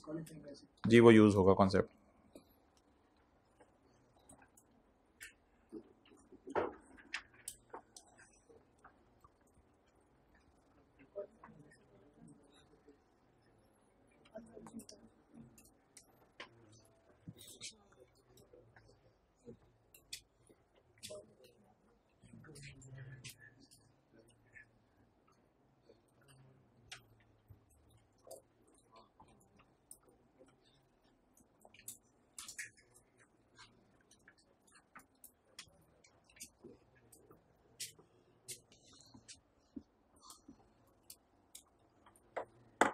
चलो बस ले आओ इधर। तो पहली फिगर क्या होगी हमारे सवाल में? रिसर्च स्टार्टेड, और दूसरी रिसर्च एंड हो गई या डेवलपमेंट शुरू हो गई? अच्छा, डेवलपमेंट शुरू होने के बाद, डेवलपमेंट मुकम्मल होने से पहले ना, डेवलपमेंट शुरू होने के बाद, ये तो बुरी वाली है ना, डेवलपमेंट शुरू होने के बाद डेवलपमेंट मुकम्मल होने से पहले की किसी डेट में अगर कह दे 6 क्राइटेरिया पूरे हो गए हैं, तो इसका मतलब है उससे पहले डेवलपमेंट में 6 क्राइटेरिया पूरे नहीं थे, तो इस अरसे को फिर क्या कह दिया करेंगे? बुरी वाली डेवलपमेंट। तो टेक्निकली स्पीकिंग इधर देखें, ये हमारी रिसर्च चली है, ये हमारी क्या चली है, और ये क्या चली है?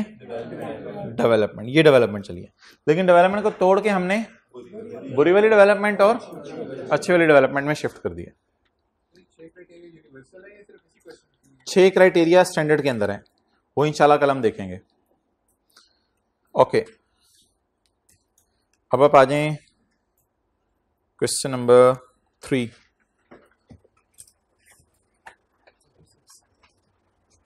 Page number 46।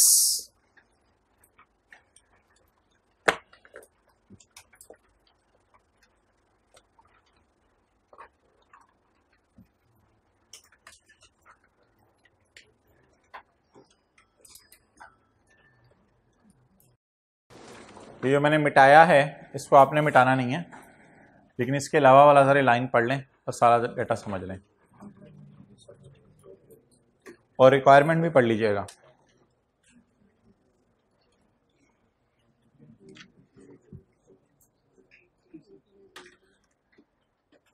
अच्छा, हमने चलें पढ़ लें एक दफा।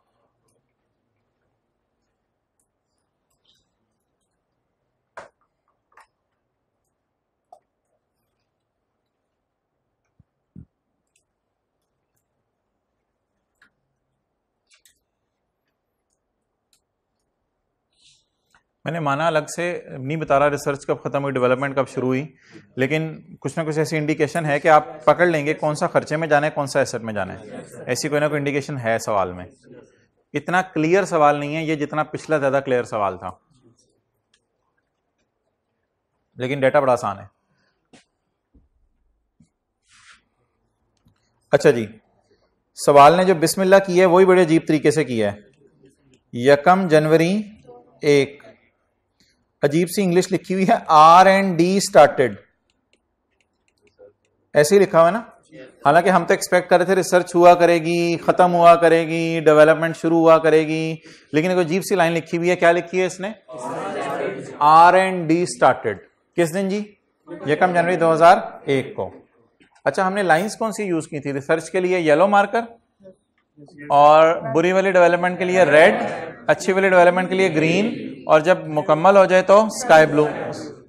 अच्छा, तो on 1 January 2010 an entity started research and development on a project. Details of the cost incurred are as follows. GR&D 31 दिसंबर में कितनी कॉस्ट हुई? 120। 2002 में अभी नीचे वाली लाइन ना पढ़े, अभी नीचे वाली लाइन ना पढ़े। Prepare general entries for 2001 and 2000, assuming the project is yet not complete on 31 December 2। Assume करें अभी प्रोजेक्ट कंप्लीट नहीं हुआ। कंप्लीट नहीं हुआ का क्या मतलब है? होना ही नहीं कंप्लीट, या फिलहाल कंप्लीट नहीं हुआ? फिलहाल कंप्लीट। अगर फिलहाल कंप्लीट नहीं हुआ तो कंप्लीट हो तो जाएगा ना कभी ना कभी, लेकिन अभी तक ये प्रोजेक्ट कंप्लीट नहीं हुआ। तो मुझे बताएं, क्या डेवलपमेंट मुकम्मल होना इस सवाल में कहीं है? तो इसका मतलब है डेवलपमेंट चल रही है। अब एक लाइन सवाल के अंदर जो है वो बीच में लिखी हुई है, वो मैं बाद में पढ़ता हूं। एक बात मैं आपके लिए पहले लिख दूं, 31/12/2002 जो हमारे सवाल का ईयर एंड है, प्रोजेक्ट येट नॉट कंप्लीट। क्या ये लाइन लिख सकता हूं?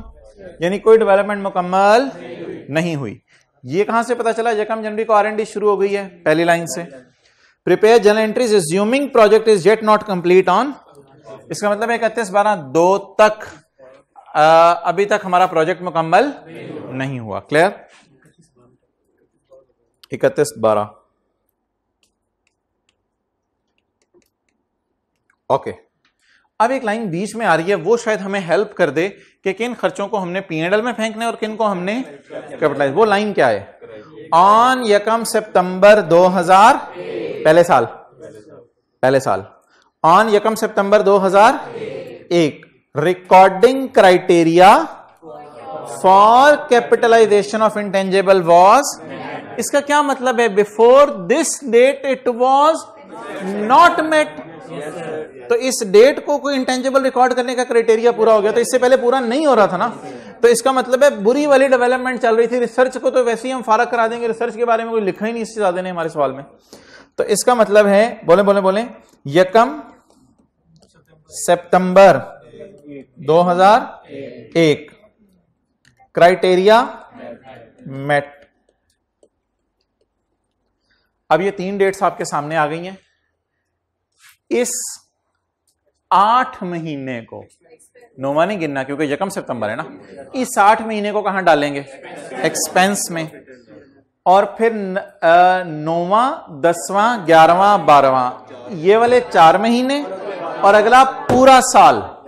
क्या क्राइटेरिया मेट होता रहा? वो पॉइंट आ गया था जहां से साइंसदानों ने ओके सिग्नल दे दिया था कि हमारी तरफ से काम सही चल रहा है। तो शुक्र है रिसर्च अलग से पकड़ी नहीं गई हमारे से, लेकिन फिर भी खर्चे में क्या डालना है वो शुक्र है सवाल में क्या गया, पकड़ा गया। क्लियर? अच्छा, अब आप बता दें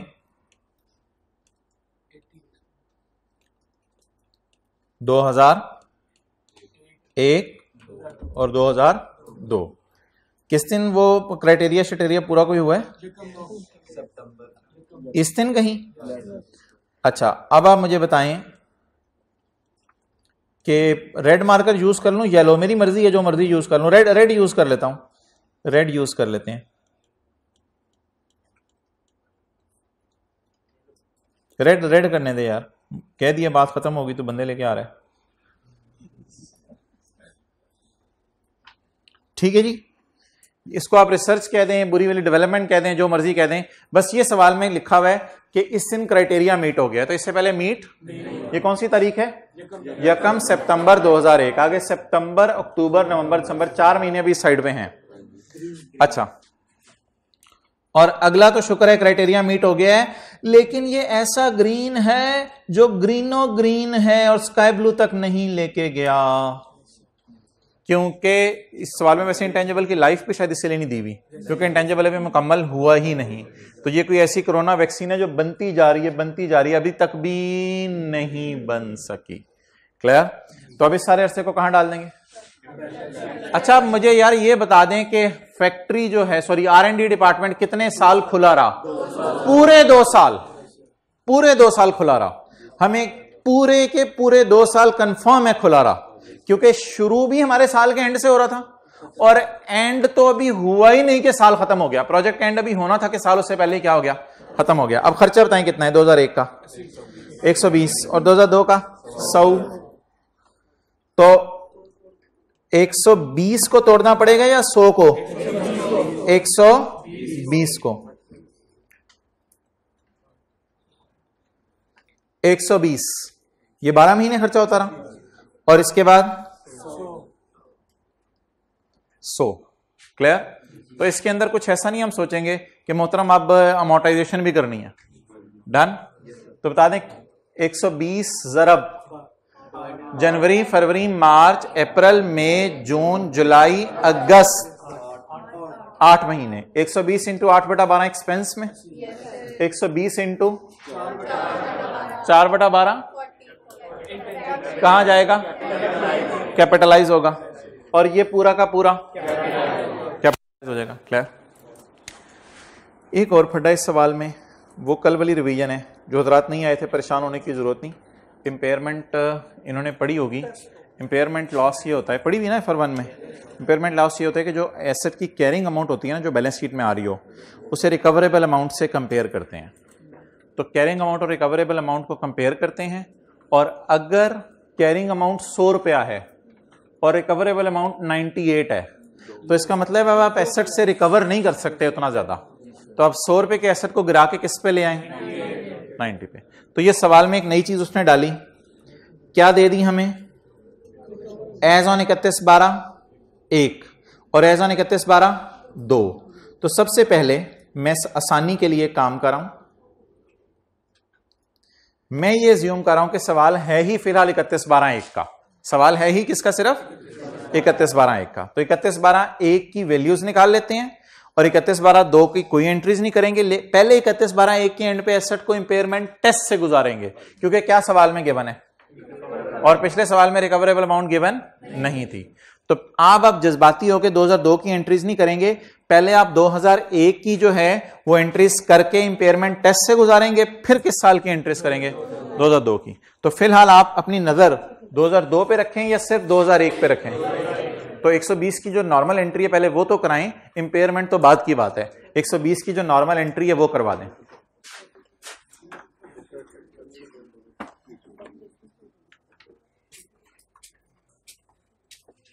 कौन सा साल है पहला?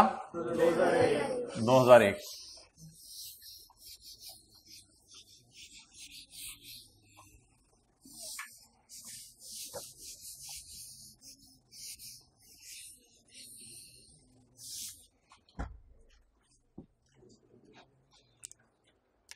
जी मोहतरम, 2001, 120 रुपए की एंट्री। बोलें research and development expense debit या एक्सपेंस डेबिट, जो मर्जी नाम रखें, बस एक्सपेंस डेबिट जरूर कर दीजिएगा। कितने महीने? 8 महीने। Cash credit 120, research and development expense कहां डालने? P&L में। जनवरी, फरवरी, मार्च, अप्रैल, मई, जून, जुलाई, अगस्त। जी 120 divided by 12 multiplied by, divide by 12 इसलिए कर रहा हूं कि यकम जनवरी को प्रोजेक्ट शुरू हो चुका हुआ था, तो 120 पूरे 12 महीने का है। कितना आ गया? 80। और बाकी यार इस सवाल में तो पूरा ही नहीं हो रहा। बेशक आप साथ साथ ही वर्क इन प्रोग्रेस लिखते रहे, नहीं लिखना ना लिखें, आपकी मर्जी है। पिछले सवाल की तरह मैं चलता हूं, अभी इंटेंजिबल ही खाली लिख, बैलेंस शीट के फेस पे वर्क इन प्रोग्रेस लिख देंगे, वो कोई मसला नहीं, लेकिन बस जहन में रखें कि अभी वर्क इन प्रोग्रेस ही है। कितना हो गया? 40। डन। ये किस साल की एंट्रीज होगी? 2001 की। अमोर्टाइज क्यों नहीं करना? अच्छा, इंपेयरमेंट लॉस की एंट्री कर लूं और फिर उसकी कैलकुलेशन करूं, या हो सकता है इंपेयर ना हुआ हो सकता है इंपेयरमेंट लॉस का FR1 में क्या पढ़ा हुआ है आपने असूल? कैरिंग अमाउंट को किससे कंपेयर करते हैं? एक बात याद रखिएगा, कैरिंग अमाउंट वो होती है जो बैलेंस शीट में जाती है। कैरिंग अमाउंट वो कभी नहीं होती जो P&L में जाती है। कैरिंग अमाउंट वो होती है जिसमें आपने बैलेंस शीट में इसको कैरी किया हुआ है। तो कैरिंग अमाउंट P&L की फिगर है या कैरिंग अमाउंट बैलेंस शीट की फिगर है? अब आप मुझे बताएं, मैंने अपनी किताबों में इसे किस पे कैरी किया हुआ है? 40 पे। ये गलती ना कर दीजिएगा कि मैंने अपनी किताबों में से 80 जमा 40 120 पे कैरी की है। ये गलती भी ना कीजिएगा कि मैंने किताबों में 80 पे कैरी की है। मैंने किताबों में किस पे कैरी किया है? अब मैं एक एंट्री की जगह छोड़ के एक वर्किंग करता हूं। इंपेयरमेंट लॉस या इंपेयरमेंट टेस्ट किस साल का? अभी हमारी बिला से 2002 में साइंसदानों को कितनी तनख्वाह दी है? किसी बताने वाले ने बताया, ओ भाईजान किस प्रोजेक्ट में हाथ डाल लिया, ये तो इंपेयर हो सकता है आपका। नीचे थोड़ा, तो कितनी देर से करवाओ चाहिए जी। तो हम बात ये कर रहे थे कि कैरिंग अमाउंट वो होती है जो बैलेंस शीट में आ रही हो या जो P&L में आ रही हो? बैलेंस शीट में। जो फिगर बैलेंस शीट में आ रही है डेट इज कॉल्ड एज, बोलें, कैरिंग अमाउंट। हमारी किताबों में इस वक्त कैरी कितने पे हुआ है? 40। तो इंपेयरमेंट टेस्ट होता है, आप कैरिंग अमाउंट को कंपेयर करते हैं रिकवरेबल अमाउंट से, और इसमें कैरिंग अमाउंट जो है वो मेरे सवाल में अवेलेबल है एज ऑन 31/12/1। इसकी कैरिंग अमाउंट जो किताबों में कितने पे आई है? 40। अब 2002 में हमारी बिला से साइंसदानों को कितनी तनख्वाह दें? हम तो इस वक्त कहां खड़े हैं? पाकिस्तान में 31/12/1 पे। Recoverable amount as on 31/12/1 is 90। तो अब मोहतरम 40 वाली चीज अगर मुझे 90 देके जा सकती है तो ये चीज है या चीजा है? चीजा है या चीजी है? चीजा है, ये चीजी तो नहीं है। तो ये 40 वाली चीज हमें कितना देके जा सकती है? 90। तो ये तो दुनिया में जन्नत के मजे हैं, जबरदस्त। तो क्या ये इंपेयर हो गया है? अगर आपने इसको इंपेयर किया तो ये ऐसे ही चपेट मार देगा आपको, भाई मुझे किस चीज का इंपेयर कर रहे हो? तो 40 वाली चीज को गिरा के 90 पे ले जाएं? नहीं। तो मैंने कहा था जिस वक्त रिकवरेबल अमाउंट ज्यादा होगी आपको इंपेयर करने की जरूरत नहीं है। तो पेपर में बेशक आप इस तरह लिख दीजिएगा, नो इंपेयरमेंट लॉस।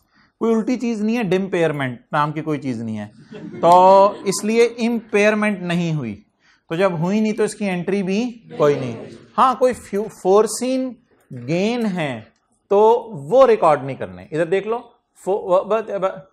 तो फोरसीन गेन रिकॉर्ड नहीं करने बल्कि फोरसीन लॉसेस रिकॉर्ड करने हैं। तो फ्यूचर में तो कोई लॉस आने वाले नहीं। 40 वाली चीज आंखें बंद करो 90 दे जाए तो वे कौन सी इंपेयरमेंट, कौन सा गम? तो और कोई जनरल एंट्री नहीं होगी पेपर में, ये क्रॉस डालने की जरूरत नहीं है, और कोई जनरल एंट्री नहीं होगी। डन। अब अगले साल पहले सादा तरीके से जो हम एंट्रीज कर रहे थे वो करते हैं, फिर अगले साल दोबारा इंपेयरमेंट टेस्ट से गुजारेंगे। ये पहला साल हमारा मुकम्मल हुआ। अच्छा जी, अगले साल कितना खर्चा हो रहा है भाई? अबे ये भाई ये कौन सा खर्चा रे? सब्जो सबज, ये सारा सबज है, सबज का किस में डाल दें? कैपिटलाइज में डाल दें। इसको मिटा देते हैं वरना किसी ने कहना तीसरे साल की ये एंट्रीज करनी है। Catch it. Okay, you are selected. 2002, तो 2002 में बता दें कितने से एंट्री होगी? Intangible debit 100, intangible debit cash credit कितने से जी? 100 से। क्लियर? अब अगर आप इधर खड़े होके देखें, इधर खड़े होके देखें तो इंटेंजिबल में एज ऑन कितना बैलेंस है? एज ऑन कितना बैलेंस है? एज ऑन में फॉर द ईयर को देखते हैं या पिछले सारे सालों को देखते हैं? पिछले सारे सालों को देखते हैं। तो अब मेरे इंटेंजिबल की कैरिंग अमाउंट क्या है? 140। अब मैंने अगेन इसको किससे गुजारना है? इंपेयरमेंट टेस्ट से गुजारना है। मैंने अगेन इसको एक्सरे मशीन से गुजारना है, फिर पता चलेगा कहां कहां से टूटी हुई है हड्डी।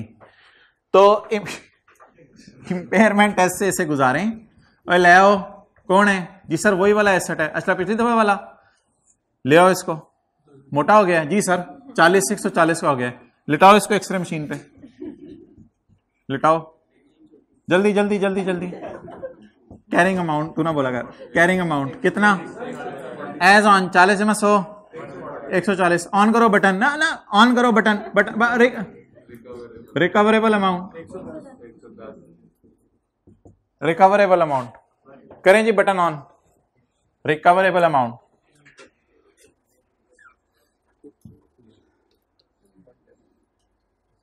बूस्टर लगवा ली?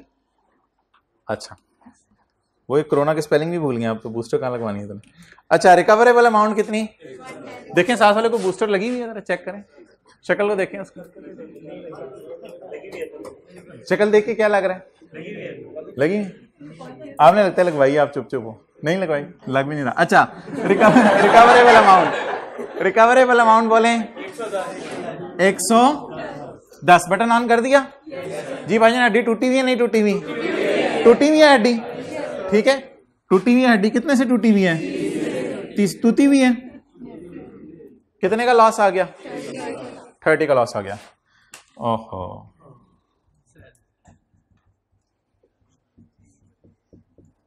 भाई कह रहे हैं आई एम सैड सैड, इनको ले जाएं। अच्छा, तो इसकी एंट्री बता दे कोई, माई का लाल, कोई वालदा का रेड, इसकी एंट्री बता दे जल्दी। Impairment loss expense debit, cumulated impairment loss credit.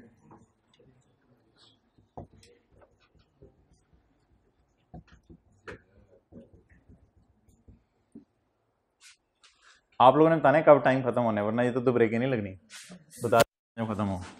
आप लोग मैंने घड़ी नहीं लग यार, घड़ी ना लगवाना इस रूम में, मजा ही नहीं आता पढ़ने का। अकम्युलेटेड इंपेयरमेंट लॉस बोलें जी 30 impairment loss expense debit and accumulated impairment loss credit. अब मोहतरम आप कोई बात कर दें जिससे मैं अश अश कर उठूं। अमोर्टाइज नहीं करेंगे, ठीक है। और कोई बात करें, वो सवाल ही क्या जिसमें P&L और बैलेंस शीट ना हो। तो अब हमने कितने सालों के P&L बैलेंस शीट बनानी है? 2 सालों। यहां तक एंट्रीज नोट कर लें। P&L बैलेंस शीट भी बना दें शक।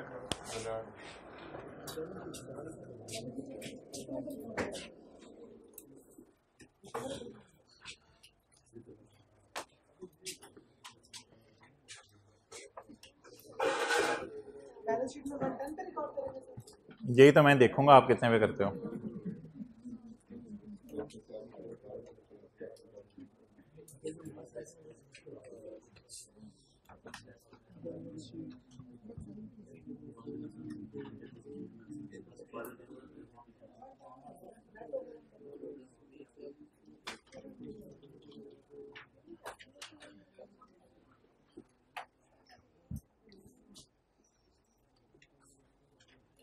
जब इंपेयरमेंट लॉस नहीं आना तो एंट्री भी नहीं होनी, इंपेयरमेंट लॉस आएगा तब एंट्री होगी। और ये याद बात, कैरिंग अमाउंट से मुराद एक्सपेंस नहीं होता, कैरिंग अमाउंट से मुराद वो अमाउंट होती है जो एसेट के तौर पे नजर आ रही है।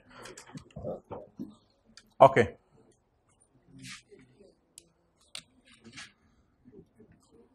प्रॉफिट एंड लॉस 2001 2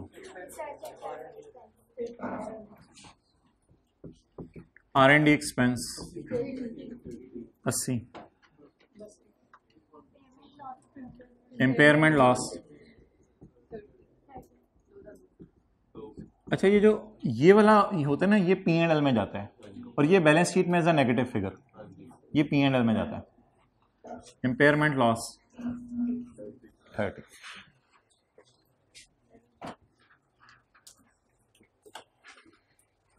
तो ये मैं पिछले सालों की एंट्रीज क्यों नहीं देख रहा होता P&L बनाते हुए, क्योंकि P&L फॉर द ईयर बनता है और बैलेंस शीट में फिर पीछे से भी देखना पड़ता है, क्योंकि बैलेंस शीट क्या बनती है, एज ऑन।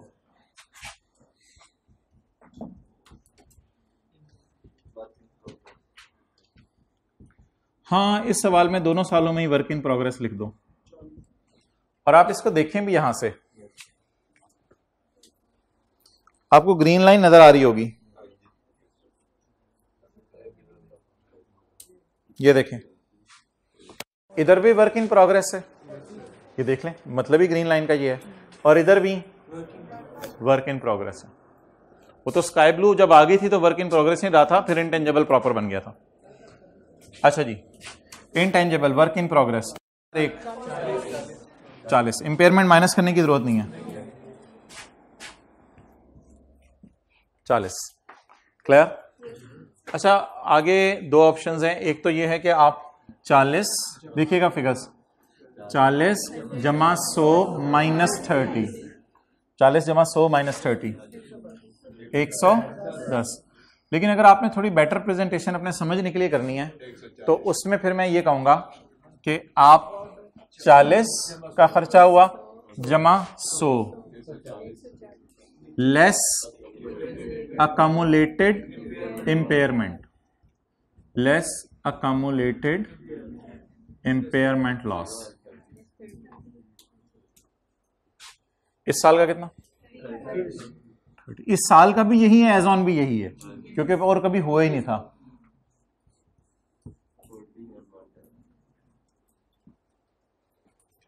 accumulated amortization भी पिछले सवाल में माइनस कर सकते थे हम इस तरह बैलेंस शीट बनाते हुए, अगर ये लाइन डाल दें तो एक्सेप्टेबल है, और नेट करके भी शो कर दें तो कोई मसला नहीं।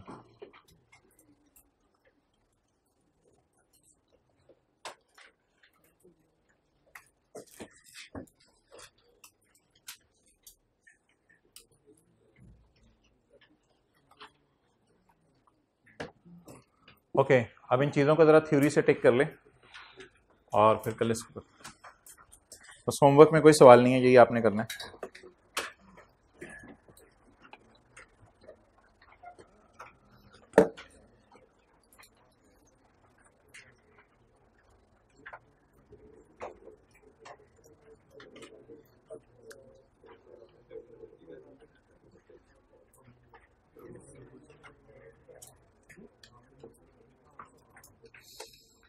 भाई ये 2-4 मिनट हैं, जरा तसल्ली से ना इसको आप दे दें, पेज 7 हमारे नोट्स का।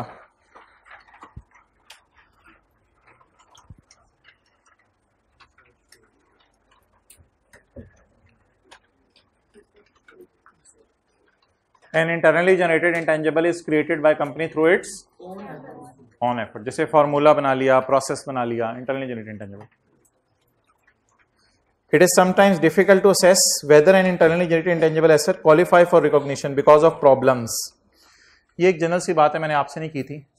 कहते हैं इट इज समटाइम्स डिफिकल्ट कि इंटरनली जनरेटेड इंटेंजिबल रिकॉर्ड भी होना चाहिए या नहीं। हमने तो वैसे रिकॉर्ड किया है, बैलेंस शीट में रिकॉर्ड किया। कहते हैं वैसे आमतौर पे मुश्किल ही होता है इंटरनली जनरेटेड रिकॉर्ड करना, क्योंकि कई दफ़ा शनाख्त नहीं हो रही होती इसकी, और कई दफ़ा इसकी कॉस्ट मैयर नहीं हो रही होती। लेकिन ऐसा पेपर में नहीं होगा, ऐसा पेपर में होगा तो वो खुद ही बता देगा। कहते हैं आमतौर पे इंटरनली जनरेटेड कभी कभी ना उनकी शनाख्त नहीं हो पाती, और कभी कभी जो है वो इंटरनली जनरेटेड, इनकी मैं मिसालें आपको एक दो कराऊंगा। जैसे बिजनेस का ब्रांड का नाम बन रहा है, अब वो किस तरह बन रहा है, क्या कॉस्ट है उस पर आ रही, वो चीज़ें पता नहीं चलती। रेसिपी फार्मूला पता चल जाता है कैसे बन रहा है। तो इस लाइन को फिलहाल आइंदा तफसील से देखेंगे। इधर आए जो मैं पढ़ाना चाह रहा हूं, टू असेस, ये जानने के लिए कि internally generated intangible the criteria for recording an entity classifies the generation generate करना, बनना in two categories, number 1 and number 2। तो कहते हैं लोगों ने यह मशवरा दिया है, अकाउंटेंट्स ने, कि आप कितनी स्टेजेस में ब्रेक कर दो इंटेंजिबल को, 2 में, number 1 and number 2। Research phase की डेफिनेशन, कल मैंने आपको बताया था डेफिनेशंस किस पैरा में मिलेंगी स्टैंडर्ड के, पैरा 8 के अंदर, शुरू वाले पैराज में रिसर्च की डेफिनेशन है। बिल्कुल याद नहीं करनी, एक नजर मार लें, ताकि अगर कभी खुदा ना खास्ता पेपर में उसने रिसर्च का लफ्ज ना लिखा हो, बल्कि ये लाइन लिख कि original and planned investigation is going on, तो फिर आपको पता होना चाहिए कि planned investigation is going on का मतलब क्या होता है, ये रिसर्च है या ये डेवलपमेंट है। ऐसा वैसे करता नहीं है, अगर कभी करेगा तो स्टैंडर्ड खोल के आप डेफिनेशन देख सकेंगे। Research is original and planned investigation undertaken with the prospect of gaining new scientific और टेक्निकल नॉलेज एंड अंडरस्टैंडिंग। इन चीजों को कुछ समझना हमें ज्यादा जरूरी नहीं है, लेकिन पता होना चाहिए ये स्टैंडर्ड में लिखी हुई है। Accounting treatment, no intangible arising from research shall be recognise. समझ आ गया? रिसर्च से इंटेंजिबल पैदा नहीं होते, बल्कि ये कहां चले जाते हैं, एक्सपेंस में। Expenditure on research shall be recognised as an, ये है जी इसकी accounting treatment, as an when it is. ये थ्योरी पहले नहीं पढ़ाई जाती थी, आज से तकरीबन साल डेढ़ पहले, लेकिन जब से एमसीक्यूज आने लगे हैं ना, तब से ये थ्योरी भी पढ़ानी मजबूरी बन गई है। अच्छा, एमसीक्यूज पेपर में वही 10-12 नंबर जिस तरह FR1 में आते हैं। ये एग्जांपल्स हैं, ये रिसर्च की, टेक कर लें, ये हम कल देख लेंगे। ये एग्जांपल्स याद नहीं करनी, आज जाके ना, ये सबसे इंपॉर्टेंट पैरा स्टैंडर्ड का, आज जाके आपने इस पैरे को हाईलाइट करना है स्टैंडर्ड से, पैरा 56। क्यों? रिसर्च की एग्जांपल्स याद नहीं करनी, लेकिन खुदा ना खास्ता अगर सवाल में कभी लफ्ज आ गया कि ये वाला काम चल रहा है, तो कल मैं आपको पढ़ाऊंगा ये पैरा, तो फिर हम इसको क्या समझेंगे, ये रिसर्च चल रहा है या डेवलपमेंट चल रहा है? क्योंकि आईकैप को पता है ये चीजें आप याद नहीं कर सकते। आपको बस ये पता होना चाहिए जबानी कि रिसर्च कहां जानी है, एक्सपेंस में। बुरी वाली डेवलपमेंट एक्सपेंस में, अच्छी वाली डेवलपमेंट कैपिटलाइज होनी है। इसी तरह ये बातें हैं, डेवलपमेंट के बारे में कुछ बातें हैं, अब करने की जरूरत नहीं है, बस फ्रेश माइंड के साथ कल इनको पढ़ेंगे, लेकिन ये चीजें जरा स्टैंडर्ड से बस हाईलाइट कर लें जाके आज। ओके, अस्सलाम वालेकुम। हाइब्रिड वाले बैठे रहें 2 मिनट।